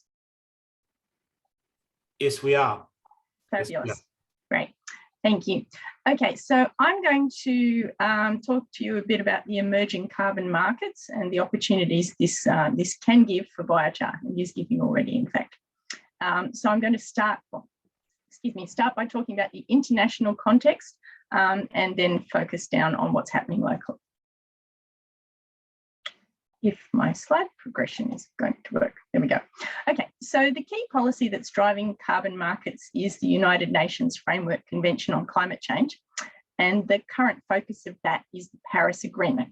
And that's the historic agreement that was reached between world leaders in 2015. The wonderful thing about the Paris Agreement is that all countries are now on board. When we had the Kyoto Protocol, that was only applying targets to the developed countries. So now we have all nations on board. And the goal of the Paris Agreement is to limit temperature rise to well below 2 degrees, preferably no more than 1.5 degrees. And the Paris Agreement identifies that in order to do that, emissions need to be balanced by removals. And so we need to reach a position of net zero emissions in the second half of the century. In order to bring all countries on board, it was necessary to be a bit more flexible than we were under the Kyoto Protocol. So in fact, all countries determine their own targets, the so-called nationally determined contributions, but they all apply the same methods in demonstrating their progress towards their targets. And we also have the global stock take, which is an overarching assessment of how we're going at the global level, which can then encourage countries to be more ambitious if the answer is not good. The UNFCCC is guided by the Intergovernmental Panel on Climate Change. That's a panel of thousands of scientists who review and synthesize the scientific literature. A different panel is assembled for each of the reports or each of the cycles. And we've just completing the 6th assessment cycle. The first part of the 6th assessment cycle report, the 6th assessment report, or AR6 as it's commonly known, was released in August last year. And that first volume concentrates on the evidence for climate change. What it showed is, no surprise, the evidence for climate change is all around us. It's irrefutable. Humans are causing it. They've already caused over 1 degree of warming globally, and over Australia, that's in fact 1.4 degrees. Each of the past 4 decades has been the warmest on record since pre-industrial times. And the very unfortunate news is that we have a more than 50% chance of crossing that 1.5 degree threshold in the early 2030s. So unless there is immediate, rapid and large-scale action to reduce emissions, limiting warming to 1.5 degrees is considered to be, unfortunately, beyond reach. I think we're all aware of the impacts of climate change. We're seeing it all around us. It's one of the reasons why we're not meeting in person today. Climate extremes, as well as just general trends for increasing temperatures. We're all aware that it's happening, that the evidence is there, and that it will just get worse as climate change worsens, and that this is having already and will continue to have very detrimental effects on Australia, on our agricultural production systems and our forests and our natural systems. The second part of the AR6 was released in March, and that's the report that focuses on impacts, adaptation and vulnerability. It looks at the impacts of climate change on human and natural systems. And one of the components of the report this time was a particular chapter on Australasia. And I've listed there the findings of the report with respect to the specific effects on human and natural systems in Australia. No surprises there. Clearly, it will be very detrimental to lots of our iconic systems and to our agricultural production. The third and final part of the AR6 was released in early April. I was an author on this part of the report. And this part also stressed the unfortunate news that we are not on track to meeting the goal of the Paris Agreement of limiting warming to less than 2 degrees. We have succeeded in reducing the rate of increase in emissions, but we haven't turned them over yet. And if you look at the nationally determined contributions, the pledges of the individual countries, they are nowhere near enough. So even if the countries do what they said they are going to do, and even if their policies are as effective as they hope they will be, that is nowhere near enough to limit warming to less than 2 degrees. It's in fact looking like more like 3.5 degrees at the moment with current pledges. So we are going to need carbon dioxide removal in order to meet net zero. But the good news from the Part 3 report is that there are many mitigation options out there that are both affordable and can offer co-benefits for sustainable development. We just need the will to implement them. And an important point there is the last one. The land sector has a great deal of potential, both in terms of emissions reduction and carbon sequestration, but we can't rely on the land to do it all. One of the most important points from the Working Group 1 report, the first part, was demonstration of this very close linear relationship between the amount of CO2 emitted and the amount of CO2 in the atmosphere and the amount of warming. So what that means is that the most important thing to do to manage warming is to reduce the amount of CO2 getting into the atmosphere and then reduce the amount in the atmosphere. And as I said, the Paris Agreement identified that in order to stabilise temperature, we need to meet this goal of net zero in the second half of the century. So net zero is a position where the amount of emissions are balanced by the amount of removals. So emissions from all the different greenhouse gases are balanced by essentially carbon sequestration. And this graph that comes from the third part of the AR6 shows a stylized representation of how we will get there to net zero. So the first thing is we have to turn the curve over. We have to stop increasing emissions and they have to start decreasing. So the most important thing is to stop emissions of fossil CO2. Then we also need to reduce our emissions of non-CO2 greenhouse gases. One of the most important ones there is methane, and one of the most important sources of that is livestock. So in order to stay below 1.5 degrees, we need global greenhouse gas emissions to peak before 2025, i.e. pretty much now, and to be reduced by half by 2030. And we need methane to be reduced by about 1/3 by 2030 and to reach net zero CO2 in the early 2050s. If we're going to limit warming to around 2 degrees, we require emissions to peak again quite soon by 2025 and to be reduced by about 20% by 2030 and reaching net zero CO2 in the early 2070s. But once again, without rapid and deep emissions reductions through the 2030s, we are going to miss our chances of avoiding crossing 1.5 degrees. Essentially, some degree of overshoot is almost inevitable. This image illustrates the carbon dioxide removal options that were considered by the IPCC. Some of these involve biological CO2 removal processes, so that is basically photosynthesis. Others involve chemical removal processes. So the biological ones are very obvious: tree planting, storing carbon in the soil. Biochar is a biological removal option because it certainly involves the growth of plants in the first place. We have bioenergy linked to carbon capture and storage. Also involving the biological processes. But on the chemical side, we have direct air carbon capture, which involves a solvent being exposed to air that's just ambient air that's pulled across the solvent by fans, which consume a lot of energy. When it comes to the storage process, there are differences between the methods, and the difference in the storage medium makes a big impact to the storage duration and the vulnerability of the carbon.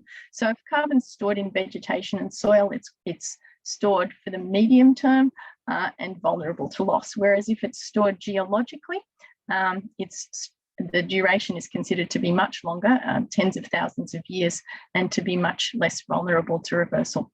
The important thing is that biochar is in between the two.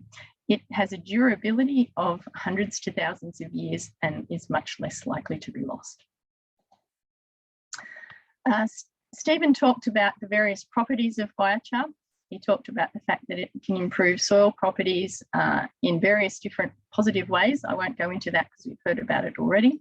I guess the important thing is that besides stabilizing carbon, besides biochar being a very stable form that is durable in terms of a carbon dioxide removal strategy, it offers these benefits for soil properties and for productivity.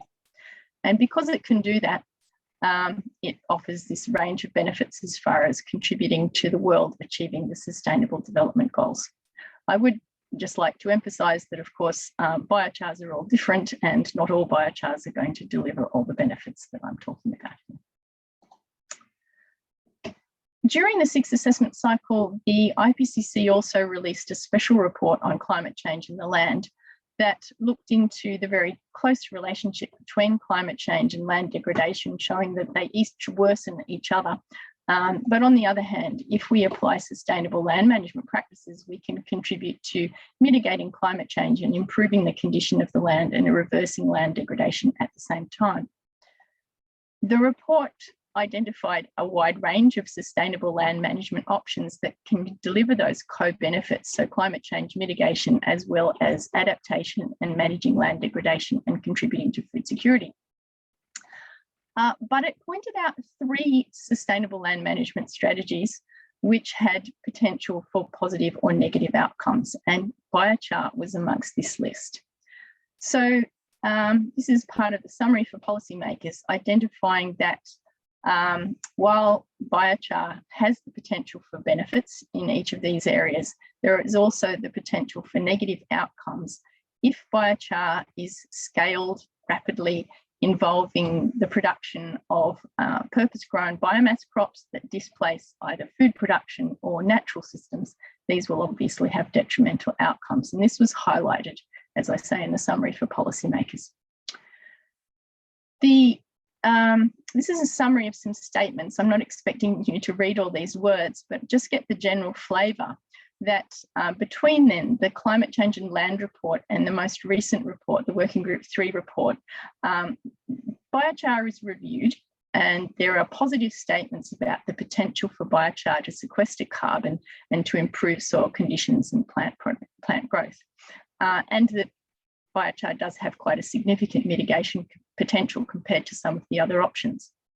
But on the other hand, both of these reports highlight the potential for adverse outcomes, as I was saying, particularly if biomass crops are grown to produce biochar, and this could have detrimental effects on food security or on biodiverse systems. So this was, I guess, front of mind of the policymakers when they were considering biochar and how to describe biochar in the summary for policymakers.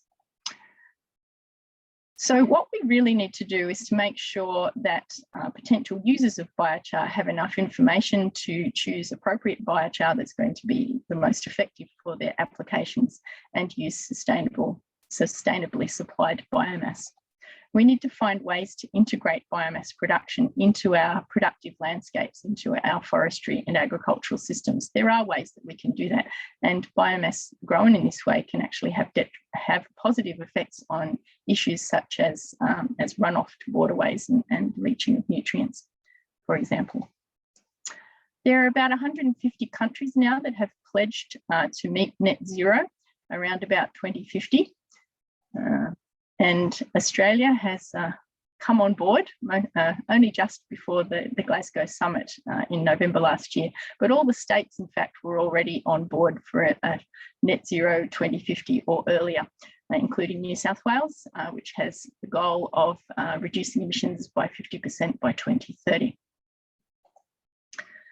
At the federal level, the main approach to reducing emissions is the Emissions Reduction Fund.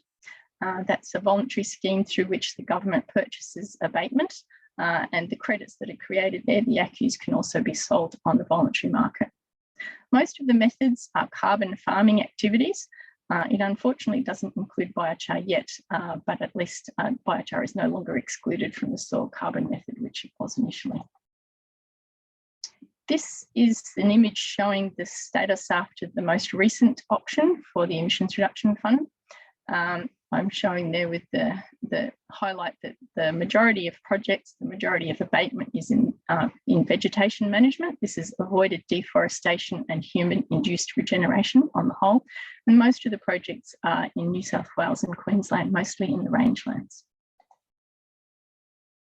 All schemes that support trading of offsets have criteria to ensure the credibility of the credits, to give confidence to the buyer. And our Emissions Reduction Fund has this set of criteria. It's important that an activity that's undertaken wasn't going to happen anyway, so credits aren't given for something that would have happened without this measure. The abatement has to be real, it has to be supported by scientific evidence, it has to be measurable by the proponent and then verifiable by an auditor. These criteria, as far as I'm concerned, are easily met by biochar. One of the criteria for the ERF is that it needs to count towards Australia's commitment. Obviously, that's important. And a step towards that is the IPCC's revision of their guidelines released in 2019, which includes an annex for calculating on an optional basis the carbon stored in biochar. So as far as I'm concerned, we have enough evidence. We can tick all the boxes as far as biochar being a valid method for carbon dioxide removal. Besides the countries that have committed to net zero, there's a lot of interest amongst companies committing to net zero or carbon neutrality targets, and there are a range of different initiatives around the world to support them. We also have in Australia a program supported by the Commonwealth Government, the Climate Active Scheme, which gives carbon neutral certification for products or organisations or even events or precincts. For example, the Armidale precinct is going for carbon neutral certification. There are several companies and products in the agriculture sector. And besides this, we have the ambitious goal of the Meat and Livestock Australia to reach carbon neutrality by 2030 for the red meat sector. And JBS, one of the world's largest food companies, is pledged to reach net zero by 2040. So companies looking to reach carbon neutrality need to reduce their emissions, and they need to reach a point at which emissions are balanced by removals when you look at this from a life cycle perspective. Most companies will find that they have a shortfall. The removals are smaller than the emissions, and so they need to purchase offsets to reach carbon neutrality. And those offsets are credits that could be created from a project that reduces emissions or that sequesters carbon. Both of those are valid forms of offset credits. The carbon neutral schemes require that a company first reduces its emissions and then sequesters carbon within its own territory, and finally only purchases offsets for the residual emissions that remain after it's taken reasonable action to reduce and sequester. There are several initiatives now, though, that are identifying that carbon dioxide removal needs special support, that we're not going to meet net zero until there is attention given to carbon dioxide removal strategies. So one of these initiatives is the Carbon Cut group coming from France that's identifying that a good company who's taking responsibility for its emissions and its contribution to net zero should be reducing its own emissions, buying offsets, but then also funding directly the removals undertaken by others. And Swiss Re, for example, has this slogan, "Do our best and remove the rest." They've identified that carbon dioxide removal is more important than the offsets that they've been buying in the past that were generated by emissions reduction. So now, the good news is that there are several initiatives that are creating credits for biochar. They're not in Australia, though, unfortunately. We have Puro in Finland, and we have Carbon Standards International in Europe creating certificates, or the CSI through the European Biochar Certificate. Puro has its own credit unit called a Cork. So those are happening right now. Credits are being created and sold. There are two initiatives happening in the US that hopefully will be online soon.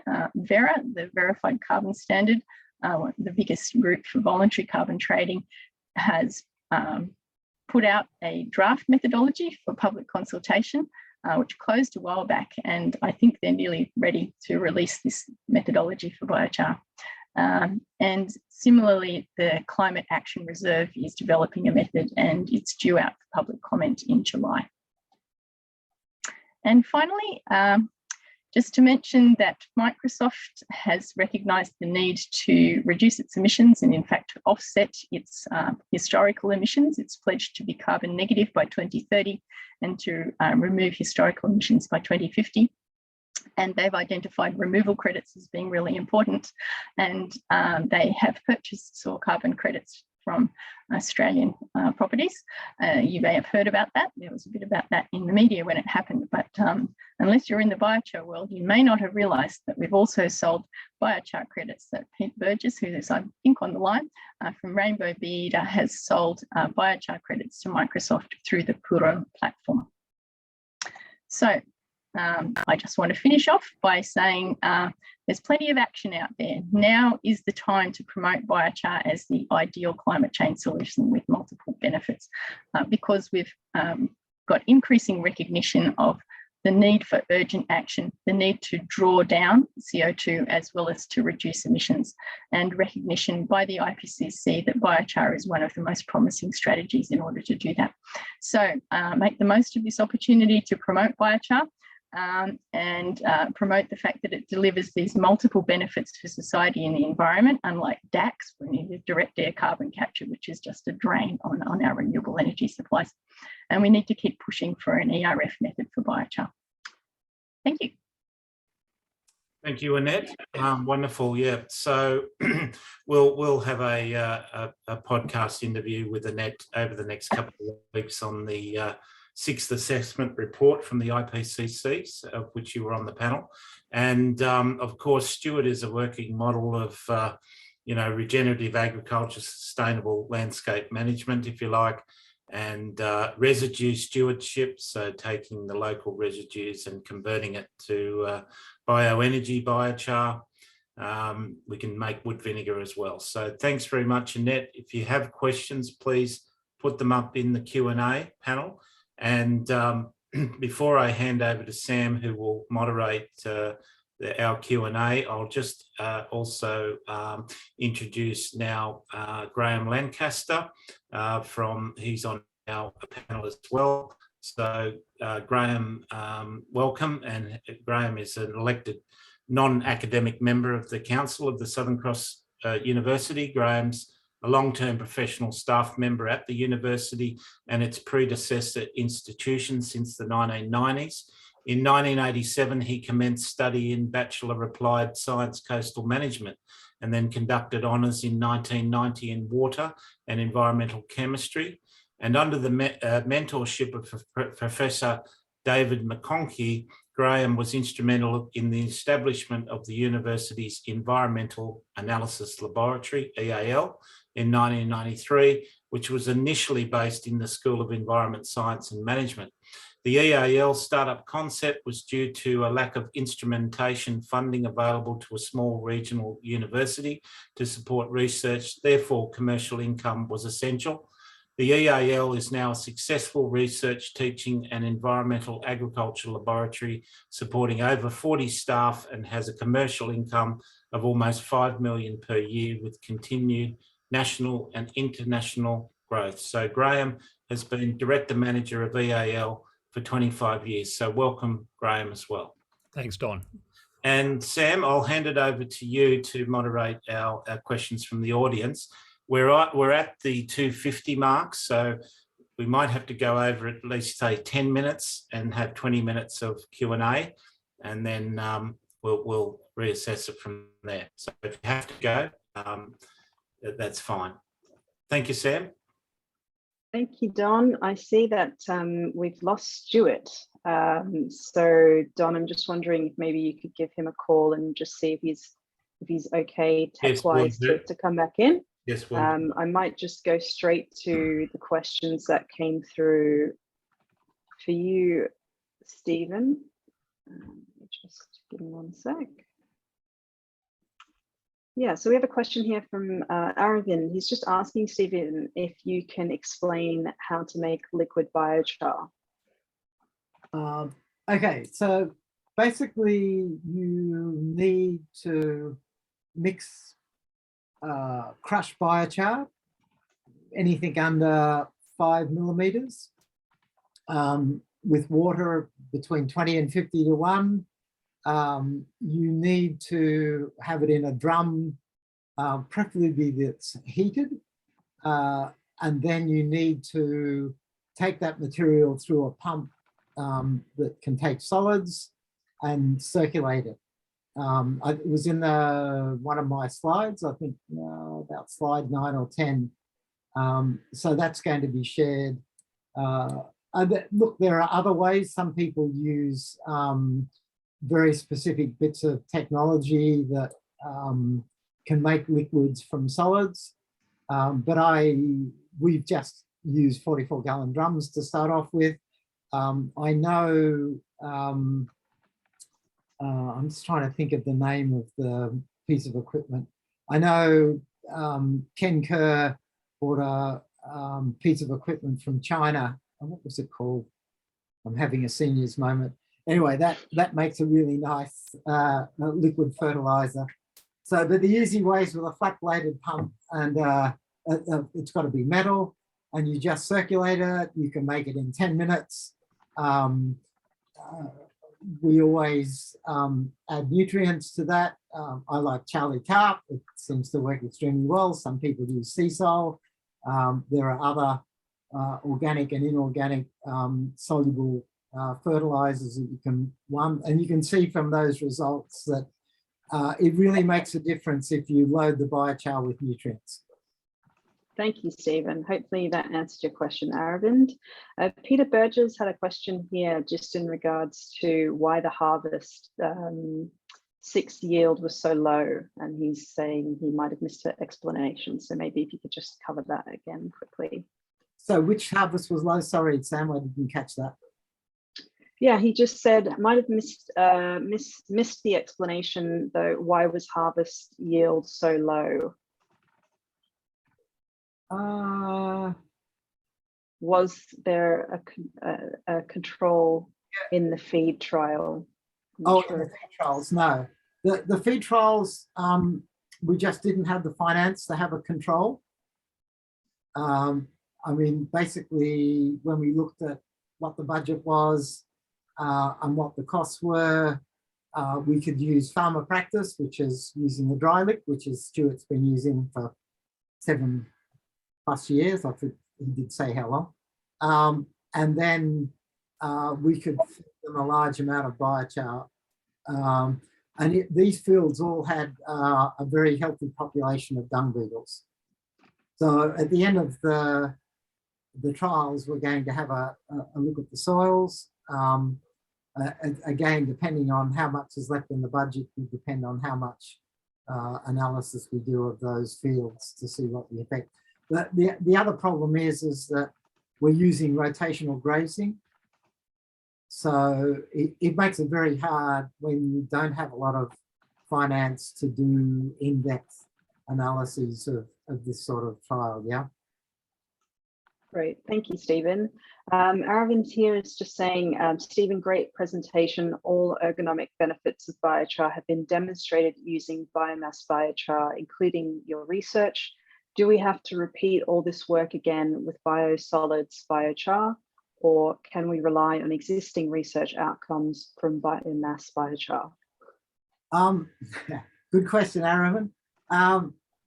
Look, basically, biosolids, as long as you can get regulatory approval, if you add them at very small application rates in a liquid, and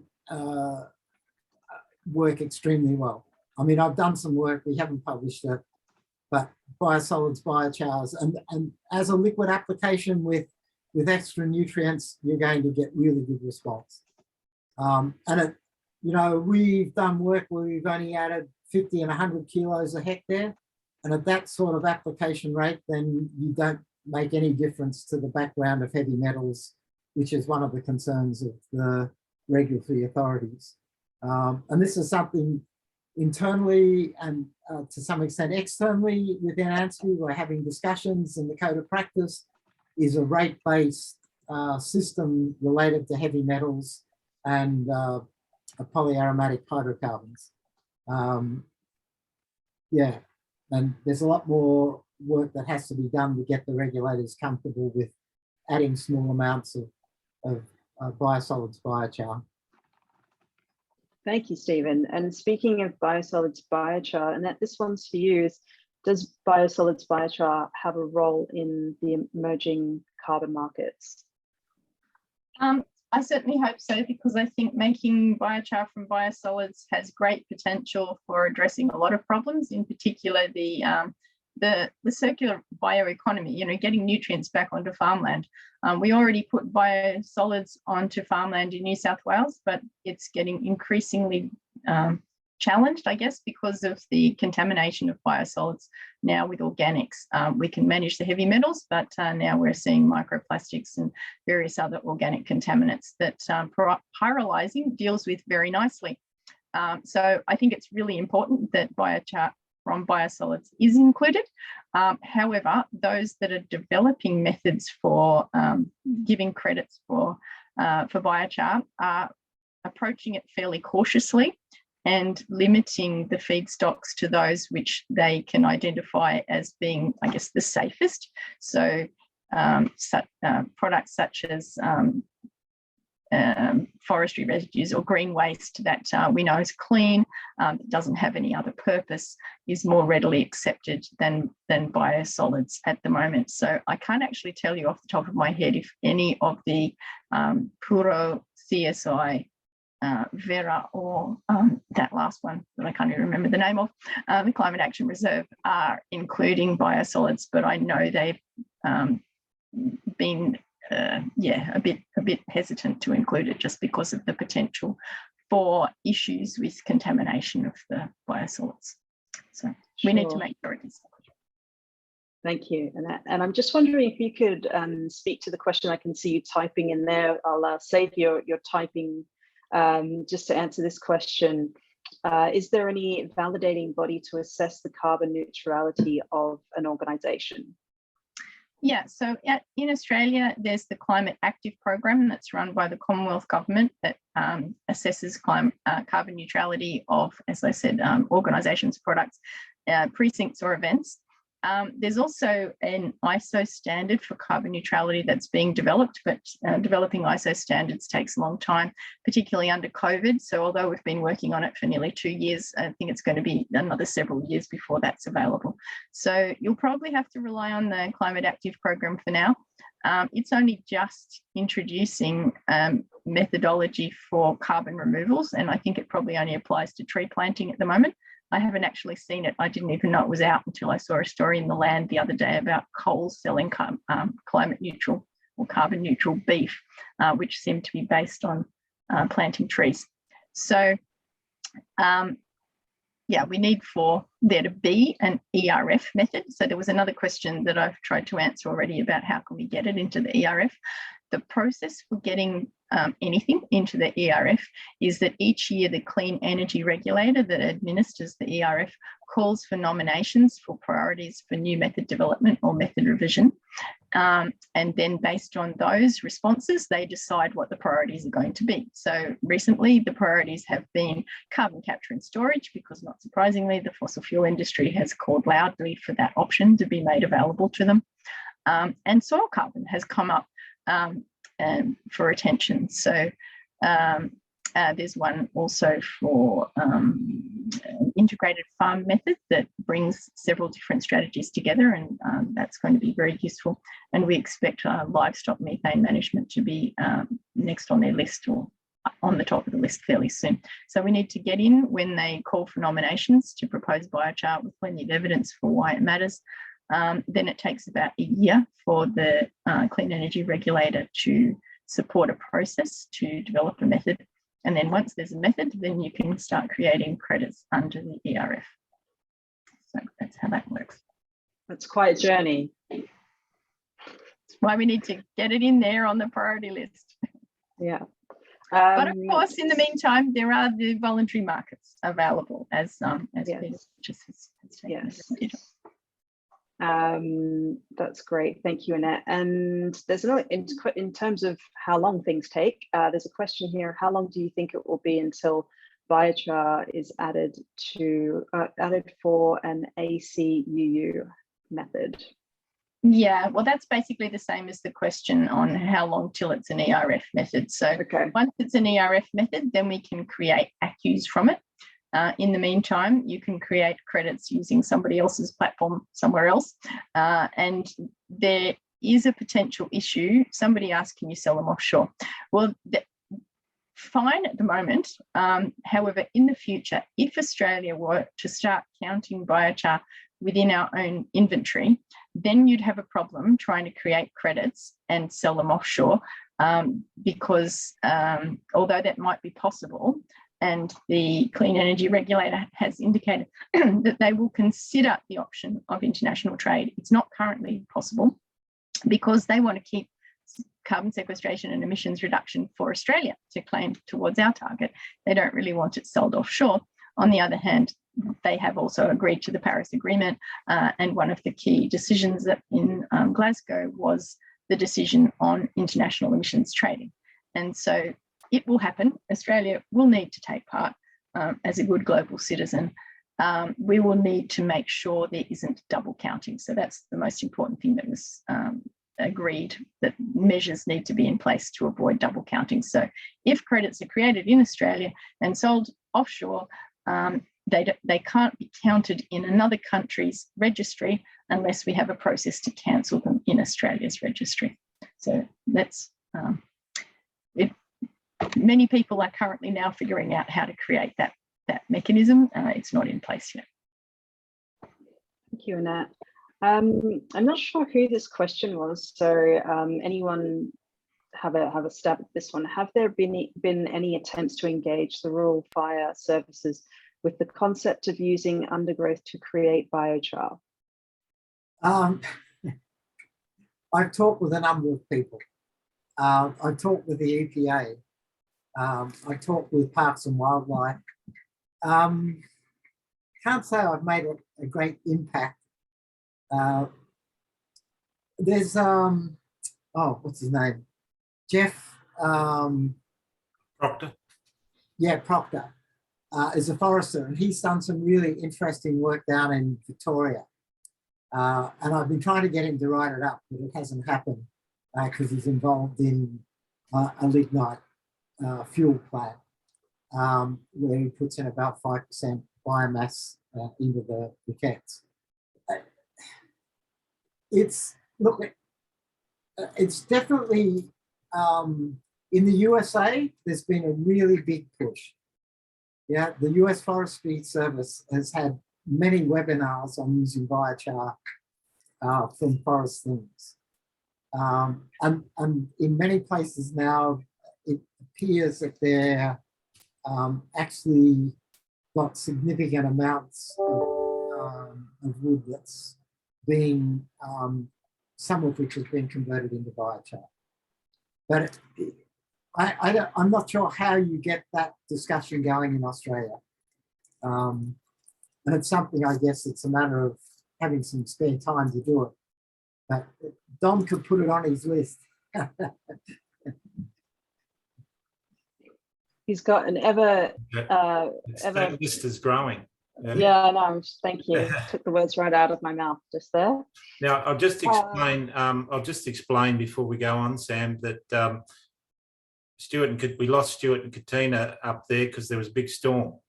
So lucky we weren't there live. You're now on mute, Stuart, but we'll just so we'll Right, online. Good back again. to have you back, Stuart.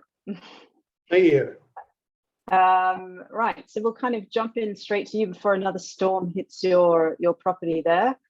Do you measure carbon in soil? If so, what technique do you use?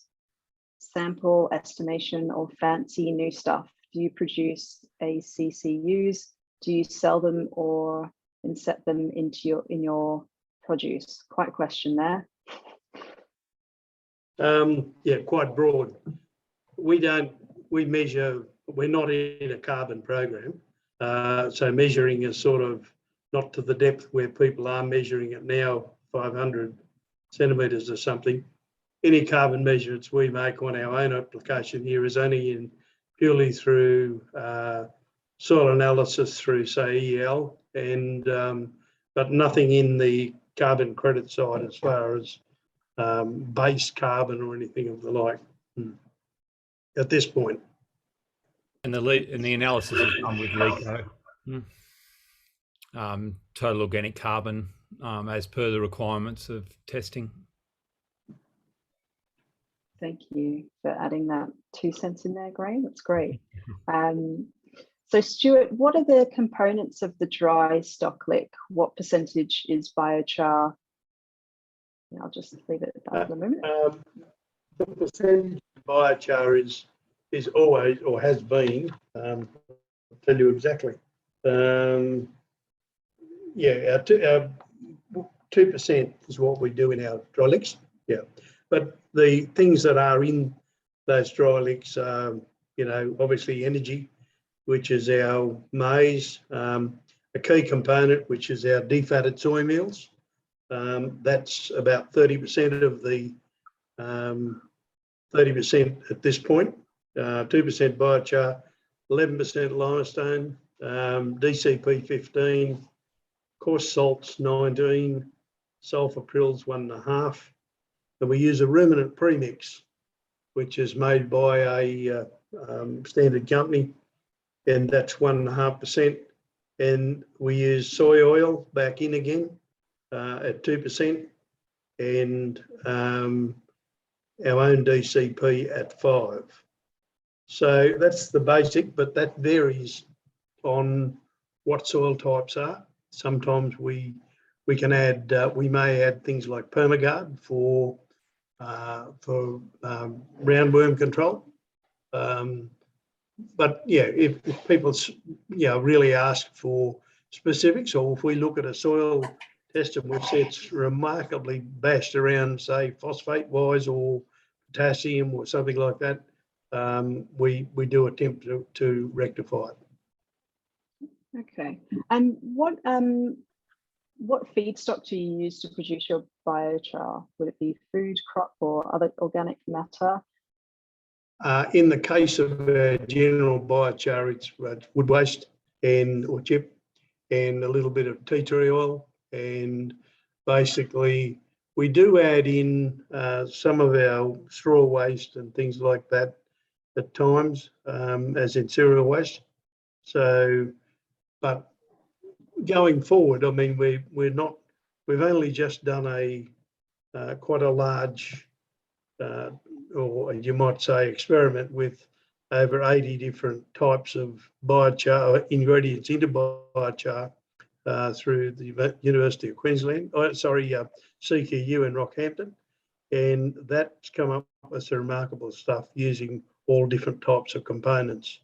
So it depends what you're after and what you're aiming for. Yeah, and someone locally to you is just asking the question that they have a big supply of gum, cypress, pine, and mallee trees. Just asking if those trees produce quality biochar. I've never used them, but my quick answer is that anything that's got a lot of oil in it, as in pine, and so is a little bit tricky to do. But look, I've not had the experience, to be honest with you. Someone else may answer that. Yeah, you've got to be very careful with pine.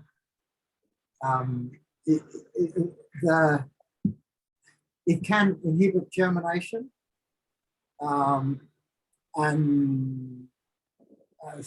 it depends on. There seems to be some cypress pines that are okay and some cypress pines that aren't. It's in Australia, I recommend to people, if they're using pine, you've got to mix it with other things and don't use a lot of it. But you'll have to do, basically germination tests and worm avoidance tests, and then do some pot trials before I get out there in a large scale. The hardwoods are all fine. Yeah, we never had a problem. And the best of the woody species is probably acacia. The best results we got were Acacia saligna, but most of the acacias, because they're a nitrogen fixing tree, tend to give you better results than the other hardwoods. And certainly our experience is a mixed feedstock works better. So always try and have some sort of a grass, whether it's been bamboo or lantana even works okay. Yeah, you really need to be careful with feedstock, and you need to do at least some pot trials just to make sure that there are no toxic organic molecules in the biochar. Great, thank you. Thank you both for helping to answer that question. Stuart, this one again's for you. You said to capture 85, oh, actually, I'm not sure if this is for you, but I think it is, but we'll have a look. When you said to capture 85% of emissions in dry lick and animal feeds, do you mean this is at an 85% reduction in enteric methane reduction? Emissions, sorry, enteric. I was just looking, I was like, is that spelt right? It's enteric. Look, early days, but there is the possibility, and I think with further scientific work, you might say that I think it's a goer, but we're waiting on further trials, but the 85% is a huge number, but it's possible. Sam, there's some work out there which is not in the public domain and confidential. It says that products with a mixture of different minerals and biochar made in a certain way, they are getting 75% reduction. Unfortunately, I can't say more about it, but, you know, and we've done some bench trials with some new formulations, and we're getting, on a bench scale, we're getting 95 to 99% reduction. Animal trials are something different. We've got a set of trials going with UQ at the moment. Stuart and myself made a special mix. We get those results hopefully within the next month, and that'll be a game changer if we can see. I'm hoping we get 30 to 40%, but as Stuart said, it's going to be a bit of a long journey. But I think he's right. We can get up to 85%. It's just going to take money and time and a bit of luck in the process. It's not, you know, ruminal chemistry is incredibly complex, and if you look at the work that CSIRO have done, they spent tens of millions of dollars with their seaweed work and probably 10 years of research work, and they're now just trying to commercialize it. We won't go into seaweed, but that's a whole nother story. And then there's another company called, who makes a compound called 3-Not. It's a fairly complex chemical, and they haven't commercialized it in Australia, but they're getting 85% reduction. So yeah, lots of promise, but a lot more work to do. Great, thank you. I know we've got some questions left, and we tried to get to all of them. Unfortunately, we've kind of gone over time, but we will make sure we get the rest of those questions answered and out to everyone as soon as we can. Graham, any final questions from you in regards to analysis? Not really questions. Yeah, we offer a range of services. Yeah, we offer a range of services for helping support the industry because we want it to be successful. It's amazing material, great for Australia, and all the experts are here to support it. And Stuart's been an amazing ambassador for biochar and the industry for agriculture. So well done, everyone, and hopefully here to help. Thank you, Graham. Don, back to you. Okay, thank you, Sam, and thank you for joining us today. Thank you to all our sponsors again, the funding bodies of Department of Agriculture and Environment, Water and Environment, or DOR, the Regenerative Agriculture Alliance, which is part of Southern Cross University.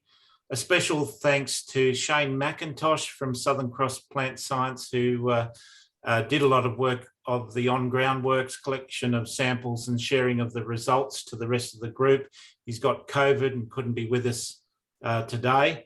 Graham Lancaster, of course, again from an Environmental Analysis Laboratory, EAL, and that's also located within the Lismore campus of SCU. And if you need analysis done on biochar, they're your people. Professor Stephen Joseph, Head of Research and Education at ANZBIG and visiting professor of 5 universities. The adjunct professors, Dr. Lucas Van Sweeten and Dr. Annette Carey at New South Wales DPI. And of course, Stuart and Katina Larson at Mara Seeds Soft Agriculture. Thanks so much to all of our team.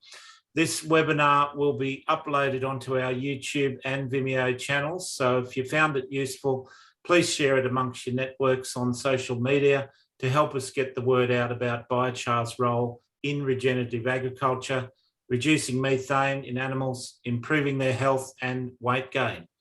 Dung beetles burying biochar-laden manure to build soil carbon and improve productivity.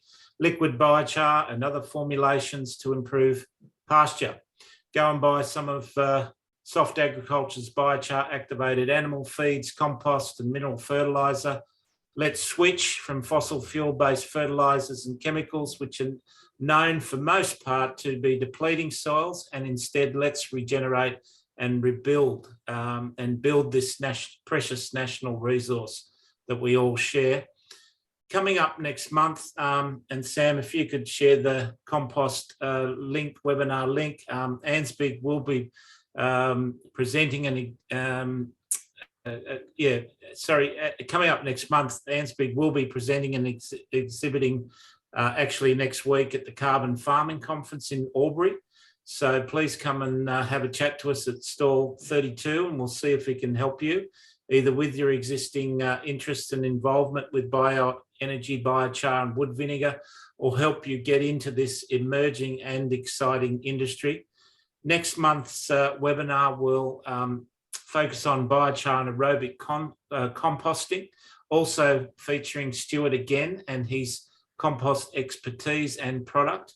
You can go to our events page to register for that one. So Sam's put that up there. Also, launched later this week will be the National Biochar Awards. So celebrating individuals' contribution to the biochar industry. And I would suggest a few of the people in the webinar today could be good candidates there. So the awards will be presented by a high-profile patron of ANZBIG at the gala dinner of the Biochar Summit, which is going to be on September 8 and 9 at the Adelaide Hills Convention Centre. So please visit our summit page. So Sam's put that up there at ANZBIG. The summit is designed to bring entrepreneurs like Stuart, academics like Annette and Stephen, capital, governments and corporates together for interactive discussions as input into our biochar industry 2030 roadmap to a new carbon economy, which will be released in December of this year. It is a sponsored invitation-only event and we have a crowdfunding campaign. So Sam, once again, if you could share that crowdfunding campaign link. You can also contribute to it by sponsoring and or donating to the roadmap. So thank you once again to all involved, and until next time, best chars.